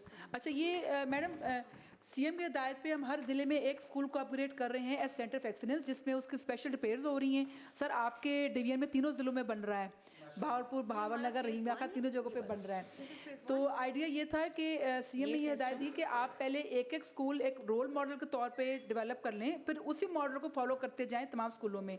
तो इन द फर्स्ट गो हमने ये एक जी 5 हैं जी, पीछे करिए। 12 स्कूल्स जो हैं वो हुए हैं centre of excellence upgrade by the end of April. अल्हम्दुलिल्लाह सारे तैयार हो जाएंगे। आप विजिट भी ज़रूर करेंगे, मैं भी आऊँगी इंशाल्लाह, तो फिर आपके साथ विजिट करूँगी। 5 जो हैं वो फर्स्ट फेज़ 1 में जो है वो साउथ पंजाब की, जी जी फैसलाबाद अक्सर अभी आप तस्वीरें भी दिखाते हैं मिलत जी तस्वीरें हैं इसमें आगे तस्वीर दिखाते हैं हम आगे चलिए जी आगे चलिए इसमें इस तरह से ना इसमें योगा के एक तो हमने बिल्डिंग की M&R कराई है। अच्छा मैडम एक और इशू था कि हमारी बिल्डिंग से कभी M&R ही नहीं होती थी, हमारे स्कूलों को कभी आज तक M&R के फंड्स ही नहीं मिले, तो एक बिल्डिंग एक बन गई फिर वो बस ताहयात वैसी गिरती है, तो फॉर द फर्स्ट टाइम हमें M&R के फंड्स मिले हैं तो हम उनको अपग्रेड कर रहे हैं। इस तरह इन स्कूलों में ये तमाम child friendly furniture, IT lab, different teaching learning aids होंगी, इंडोर आउटडोर प्ले एरिया होगा। आगे चलिए, ये मिलेट टाउन का सर है, ये सबसे एडवांस स्टेज पे जा रहा है, ये मिलेट टाउन का जो है वो देखें जो रिपेयर हुई है। आगे चलिए जी जी फैसलाबाद मिलेट टाउन, आगे चलिए जी नेक्स्ट कीजिए। सर भावलपुर की भी है हमारे पास। जी जी करते जाएं। ये सारा फैसलाबाद के आगे करें। हाँ राना साहब आप देख लें ये फैसला। ये सर आपके ज़िले में ना थोड़ा काम हमारी स्पेस पे था तो हमने एक्शन को OST करवाया है। वो एक्शन हमारी बात नहीं सुन वो रहा था, ठीक है, काम नहीं कर रहा था, जो काम नहीं करने वाला वो फारिग होना और चाहिए। रोज हमें रिवाइज फंड देता था, तो फिर आपके कहने से पहले हमने उसको फारिग करा। उसको ज़्यादा उसके खिलाफ इंक्वायरी शुरू करवाई है। मिले टाउन, हाँ जी ये नया बना है स्कूल। बताइए आपकी रिलेशन में बात सारी शक्ल निकली है जो उसकी रिपेयर हुई है। इसमें इस टाइम में डिफरेंट लर्निंग टीचिंग एड्स में ये ब्रेलर्स होते हैं जिन पे बच्चा जैसे एक टाइपराइटर होता है, हम सब के लिए ये ब्लाइंड बच्चे के लिए ब्रेलो मशीन होती है जिससे वो टाइपिंग सीखता है। अच्छा मैडम सॉरी, आपको जो एक्शन आपने फारिग किया है इधर क्लोज कर लिया है तो उसके CNW ने किया। चलो आपकी इंक्वायरी पे हुआ है ना, तो ये CNW ने और एक्शन लगाया वहाँ पे, ये ना हो कि एक्शन आई थिंक लगा दिया। अच्छा काम तो शुरू हुआ था फिर काम चल रहा है, हमारा काम नहीं रुका। काम स्लो था, हमारी तवक्को से स्लो था, तो फिर हमने मिनिस्टर CNW के पास मीटिंग रखवाई तो फिर सेक्रेटरी साहब ने उसको किया फारिग किया क्योंकि वो काम बहुत स्लो कर रहा था। काम शुरू है सर। हमें टाइमलाइन इन्होंने पहले की दी थी, उसके बाद इन्होंने उस पर डिले किया जो कि एक्सेप्टेबल नहीं था CM साहिबा को, तो फिर हमने सारे जो जहाँ पे जिन डिस्ट्रिक्ट्स पे जो है वो डिलेड काम था। ये बिल्डिंग डिपार्टमेंट का होगा ना आपका एक्शन, बिल्डिंग का, ठीक है। हाँ जी वही करते हैं। इस वक्त जो हम मैडम कुछ काम जो हम इस वक्त कर रहे हैं, जिस तरह मैडम हमने इस वक्त ये किया है कि हम अपने तमाम स्टूडेंट्स की और टीचर्स की फेशियल रजिस्ट्रेशन करवाई है, कहीं और नहीं हो रही। जो हमने स्कूल इन्फॉर्मेशन सिस्टम बनाया है उस पर हमने फेशियल रिकग्निशन करके, तो अब हम फेशियल रिकग्निशन से अटेंडेंस लगा रहे हैं स्टूडेंट्स की भी टीचर्स की भी। पहले क्योंकि बायोमेट्रिक पे शिफ्ट करने का प्लान किया, लेकिन वो बायोमेट्रिक को तोड़ भी देते थे, उसको टीके भी लगा देते थे और काफ़ी चीज़ें हो जाती थी। तो अब जो है हमने फेशियल अटेंडेंस शुरू किया, हमने टेबलेट्स दिए हैं सारे स्कूल में प्रिंसिपल्स को, वो बच्चों की पहले उन्होंने रजिस्ट्रेशन करवाई और ये बहुत ही बड़ी वास्ट एक्सरसाइज थी कि सारे बच्चों की तस्वीर लेके सिस्टम में उनको इनरोल किया, वो रजिस्टर हुए और आई थिंक महीना हो गया, महीने से अल्हम्दुलिल्लाह जो है वो फेशियल अटेंडेंस बच्चों की लग रही है। तो इसमें जो टीचर हमें छुपाने की कोशिश करती है प्रिंसिपल, अब वो नहीं छुपा सकती, हमें पता चल जाता है कि कौन से बच्चे आए हैं कौन से नहीं आए। इससे एक तो स्टाफ अटेंडेंस की बड़ी बेहतरी आई है कि होता था कि जी अटेंडेंस लगाए स्कूल में से गायब हैं और यहाँ आए नहीं है। जी जी तस्वीर जिस तरह सर आप मशीन पर पासपोर्ट नहीं आपका होता, इस तरह टेबलेट है, मैं आपकी तस्वीर लूँगी, मैं बताऊँगी इस सिस्टम में डाल दूँगी, हमें पता चल जाएगा कि बच्चा स्कूल आ गया। मोबाइल ऐप को लॉन्च किया है, फिर CCTV कैमरे हम अपने स्कूल में लगा रहे हैं, सेफ्टी और किसी भी मतलब गलत काम से बच्चों को बचाने के लिए कि एक डेटरेंस क्रिएट करने के लिए। 4 डिवीजन्स में लगा रहे हैं, उसमें भी आपके डिवीजन पहले आते हैं। साउथ में शुरू कर रहे हैं हम। अब मैं साउथ की सारी चीज़ गिनवाऊंगी साउथ। अच्छा जिस तरह मैडम हमने पिछले 3 सालों में अभी तक 3 राउंड हेल्थ स्क्रीनिंग के बड़े डिटेल किए, अब आजकल चौथा राउंड चल रहा है जो 26 को ख़त्म होना है। इस हेल्थ स्क्रीनिंग के राउंड के बाद फिर जो इस वक्त बच्चे हेल्थ स्क्रीनिंग हर बच्चे की हम स्क्रीनिंग करा रहे हैं, तो फिर जो नई डिमांड आएगी कि किस बच्चे को क्या क्या डिवाइस चाहिए वो फिर हम उसको प्रोवाइड करेंगे। इसमें हमें यूनिसेफ मदद कर रहा है और फंडिंग जो है वो GPE की है। आगे चलिए। अच्छा इस तरह मैडम हमने जो है जो मैं जैसे अभी मैडम ने बताया था कि हमने जो कच्ची से लेकर 5वीं तक का हेरिंग पेड का जो करिकुलम अप्रूव करा लिया, उस पर आजकल ये जो आपके सामने टेक्स्ट बुक पड़ी है, ये टेक्स्ट बुक डेवलप हो रही है और ये फिर उसके बाद PCDB को भेजी जाएंगी, PCDB अप्रूव करता है और वही प्रिंट भी करता है। हमने अपने तमाम स्टाफ की परफॉर्मेंस इंडिकेटर्स डिवाइस किए हैं ताकि उनके परफॉर्मेंस को उन इंडिकेटर्स के ऊपर ही गेज किया जा सके कि क्या क्या उनका काम जिम्मे थे और उन्होंने क्या नहीं किया और क्या किए हैं, उसके मुताबिक उनकी जो है ना टीचर्स की और तमाम स्टाफ की जो है वो परफॉर्मेंस वैल्यूशन हो सके। फिर अभी रिसेंटली हमने एक कनेक्ट एक इदारा है उसके साथ मिलकर फिर एक जॉब फेयर लगवाया अपने बच्चों के लिए, ताकि बच्चों को एम्प्लॉयमेंट मिल सके। और इस वक्त हमारे ADP में 25 नई बिल्डिंग्स बन रही हैं स्कूलों की, पर्पस बिल्ड, इस वक्त जो आज इस वक्त का ADP है जी 25। आगे चलिए। इसी तरह हमने जो है ना ये जो हेल्थ स्क्रीनिंग ख़त्म हो जाएगी तो फिर ये यूनिसेफ की मदद से हम ये अभी पाइपलाइन में है जो बच्चों को असिस्टिव डिवाइसेस दी जाएंगी, जिनमें व्हील चेयर शामिल हैं, CP चेयर्स हैं, हेयरिंग एड्स हैं, 8,2500 आईसाइट ग्लासेस हैं और इस तरह की चीज़ें हैं। और फिर जो और एक सेकंड पे सॉरी मैं ऐड करना चाहती हूँ, जब ये हेल्थ स्क्रीनिंग हो रही थी, अभी भी हो रही है, तो हमें काफ़ी ऐसे बच्चे पता चले हैं जो जिनके कानों में से पत्थर और मोती और इस तरह की चीज़ें भी निकली हैं। मतलब वो कोई डिसेबिलिटी भी नहीं थी, वो घुसे हुए थे तो वो सुन नहीं सकते थे। ये हेल्थ स्क्रीनिंग का हमें एक नहीं कई फ़ायदे हैं कि उन बच्चों के जो पेरेंट्स अफोर्ड नहीं कर सकते उनका ट्रीटमेंट कराना, जो बेसिक दवाइयाँ हैं वो भी मौजूद हैं, जो बेसिक थेरेपीज़ है वो भी हो रही हैं। और इस तरह उनकी कौन सी ग्लासेस दी जाएंगी, किसी को कोई सुनने का मसला अदर देन डिसेबिलिटी है वो भी ट्रीट हो रहा है अल्हम्दुलिल्लाह। ये हेल्थ स्क्रीनिंग और ये हमने 1 महीना हो गया, ये 4th सेशन है, 4th राउंड है इसका। 1 महीना पहले हमने शुरू की थी और इसमें हमें इतनी चीज़ें हमारे अपने लिए पता चली हैं कि कुछ बच्चों के अंदर डिसेबिलिटी नहीं भी होती तो क्योंकि पेरेंट्स को पता नहीं चलता वो इलाज कराना अफोर्ड। जैसे मैं गई हाफजाबाद और मैंने वहाँ पे देखा कि एक बच्चे का स्कल का एक पोर्शन नहीं था, दिमाग की हड्डी ही नहीं थी, उसका बिल्कुल अंदर से ना वो दिमाग नज़र आता था। मेरे पास वीडियो भी है। वो जब मैंने चेक करवाया, DG साहिबा मेरे साथ ही, हाफजाबाद का ही था ना वो केस, तो पता चला उस बच्चे को बचपन में कहीं करंट लगा था तो 80% वो बच्चा जल गया था और तकरीबन कोई जो है वो 3 महीने वो कोमा में रहा था। सो बड़ा तो वो हो गया, अब उसके अंदर डिसेबिलिटी होगी लेकिन that was not a disability, उसके लिए इलाज चाहिए था। बट अनफॉर्चुनेटली गुर्बत की वजह से कोई भी नहीं अफोर्ड कर सकता कि वो हाफजाबाद से अपने बच्चे को लाहौर लेकर आए, रहे, इलाज कराए। वो तो खैर अल्लाह का शुक्र है वो हो गया, लेकिन इस तरह के और केसेस हेल्थ स्क्रीनिंग की वजह से भी हमारे साथ हमारी नज़र के अंदर आते हैं, जिसमें हमें लगता है कि थोड़ा बहुत इलाज करा के बच्चों को आप बेहतर कर सकते हो। हमने ना मैडम हेल्थ डिपार्टमेंट के साथ एक रेफरल सिस्टम बना लिया है कि यहाँ से जिन बच्चों की कोई प्रोफाउंड हेल्थ इश्यूज निकलेंगे तो हेल्थ डिपार्टमेंट उनको सीधा रेफ़र करेगा चिल्ड्रन अपने हॉस्पिटल में या कंसर्न डॉक्टर के पास, ताकि उस बच्चे का इलाज भी हो सके। क्योंकि एक एडिड सपोर्ट है कि क्योंकि पेरेंट्स अगर नहीं करा पा रहे हैं, पेरेंट्स लाइनों में नहीं लगना चाहते, तो एक स्कूल के प्लेटफॉर्म से उस बच्चे को प्रायोरिटी मिल जाएगी हेल्थ डिपार्टमेंट में और उसका इलाज फौरी हो सकेगा। इसी तरह हमारा आजकल कैंप चल रहा है जो आईसाइट की स्क्रीनिंग का, वो हमने वर्ल्ड यूनिसेफ के ताउन से लगाया है, उसकी बेसिस पे बच्चों को ग्लासेस मिलेंगी जी। Thank you. मैं बस ये चेयर को फिर दूंगी कंक्लूड करने के लिए। मानती हूँ कि अभी भी बहुत कुछ हो सकता है, बहुत बेहतरी आ सकती है, लेकिन 1 स्टेप एट अ टाइम। अल्हम्दुलिल्लाह किसी ने इसकी तरफ अटेंशन दी है, सबकी नीयत साफ़ है, जो यहाँ इस साइड पे बैठे हुए, जो इस साइड पे बैठे हुए, इधर बैठे हुए। मकसद यही है कि इन बच्चों को जिनके पेरेंट्स सपोर्ट कर सकते हैं या जिनके पेरेंट्स सपोर्ट नहीं कर सकते, जितनी बेहतरी हुकूमत की तरफ से उन बच्चों की ज़िंदगी में आ सकती है वो आप लेकर आएँ। और सबको ये रियलाइज़ करने की ज़रूरत है कि ये बच्चे जो हैं वो स्पेशल बच्चे with special needs and disabilities, इनको स्पेशल केयर भी चाहिए, इन पे बजट भी ज़्यादा लगना है। तो हमारी पूरी कोशिश है इंशाल्लाह ताला कि हम जो है इसको जितना बेहतर बना सकते हैं बच्चों के लिए, एनवायरनमेंट हर लिहाज से वो करें।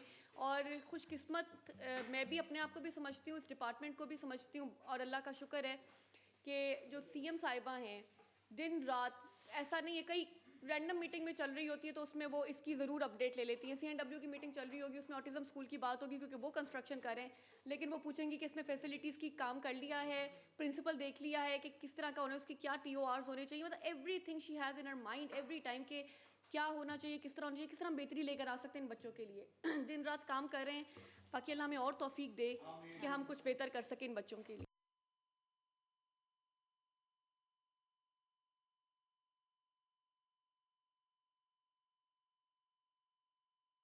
वो सबको प्रोवाइड कर दें डाटा वगैरह सबको हार्ड कॉपी में।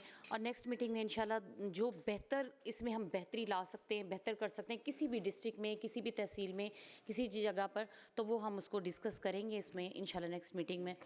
तो जैसे कि अभी सानिया ने कहा कि इंशाल्लाह हम सबको फ़ख्र होगा इंशाल्लाह कि हमने मिलकर मेहनत से इस इदारे की बेहतरी के लिए काम किया है। और ये सिर्फ ये नहीं होगा कि यहाँ पर हमें इस चीज़ का सवाब भी है कि हम डिसेबल्ड बच्चों के लिए काम कर रहे हैं, उनके वालिदैन को जो ज़ाहिर बात है हमने हमने ही उनके वालिदैन को जो है ना इंफॉर्मेशन देनी है, जो साउथ में स्पेशली जिस तरह भाजन कह रहे थे कि कैंपेन चलाएं वहाँ पर, तो वहाँ के जो पेरेंट्स हैं ना, यकीन करें वो बहुत ज़्यादा परेशान होते हैं। मैं देखती हूँ 10 में से कोई 2 पेरेंट्स को भी बहुत मुश्किल ये पता होता है कि मेरा बच्चा डिसेबल है, तो वो मैं इसे स्कूल में भी भेज सकता हूँ इस तरह। और एक चीज़ मैं इसमें लाजमी ये पूछना चाहूँगी कि जो बच्चे स्टूडेंट्स हैं, डिसेबल्स हैं, इन लोगों को जब भी एजाज़िया होता है या इन लोगों को कोई भी स्कॉलरशिप मिलती है कुछ भी, तो वो एक डिस्ट्रिक्ट में रखी जाती है, इनका जो भी इवेंट होता है। मैं जब डिस्ट्रिक्ट प्रेसिडेंट थी, अभी नहीं इधर आए थे, तो मैंने देखा था वो डिसेबल्स बच्चे जो हैं उनके पेरेंट्स गाड़ी में अपने बच्चे को लेके आते हैं, साथ उनके सारा दिन संभालते हैं वहाँ पर, और वो डीसी ऑफिस में वहाँ पर बैठे रहेंगे, अपना ख़र्चा करेंगे और शाम को कहीं जाके उनको वहाँ पर स्कॉलरशिप मिलेगा। तो ये स्कॉलरशिप जो है क्या उनके घरों तक नहीं उनको दिया जा सकता, जिस तरह मतलब बच्चों को उनके आपके पास होता तो है सारा इनका, वो उनके घरों में या स्कूल में उनको दे दिया जाए, बजाय इसके डीसी के पास उनको बुलाया जाए और वो सारा दिन, चाहे वो किसी भी इदारे से उनको दिया जाता है। डिसेबल्स बच्चों को जो है ना, उनका स्कॉलरशिप या जो भी हो उनको घरों में दिया जाना चाहिए, बजाय इसके कि वो डीसी ऑफिस आएँ और वो अपनी गाड़ी का भी एक्सपेंसेस बेयर करें, सारा दिन वहाँ पर वेट करते हैं, खाना भी खुद खाते हैं, परेशान रहते हैं। तो इसी तरह छोटी छोटी चीज़ें होती हैं, लेकिन इनको सॉर्ट आउट करने से पेरेंट्स को भी हौसला मिलता है और बच्चे को भी। तो नेक्स्ट मीटिंग में इंशाल्लाह हम लोग सब मिलके एक जो इसमें बेहतरी कर सकते हैं, बेहतरी लेके आ सकते हैं, तो वो हम मिलके इंशाल्लाह इसके ऊपर बात करेंगे। बहुत शुक्रिया जी आपका।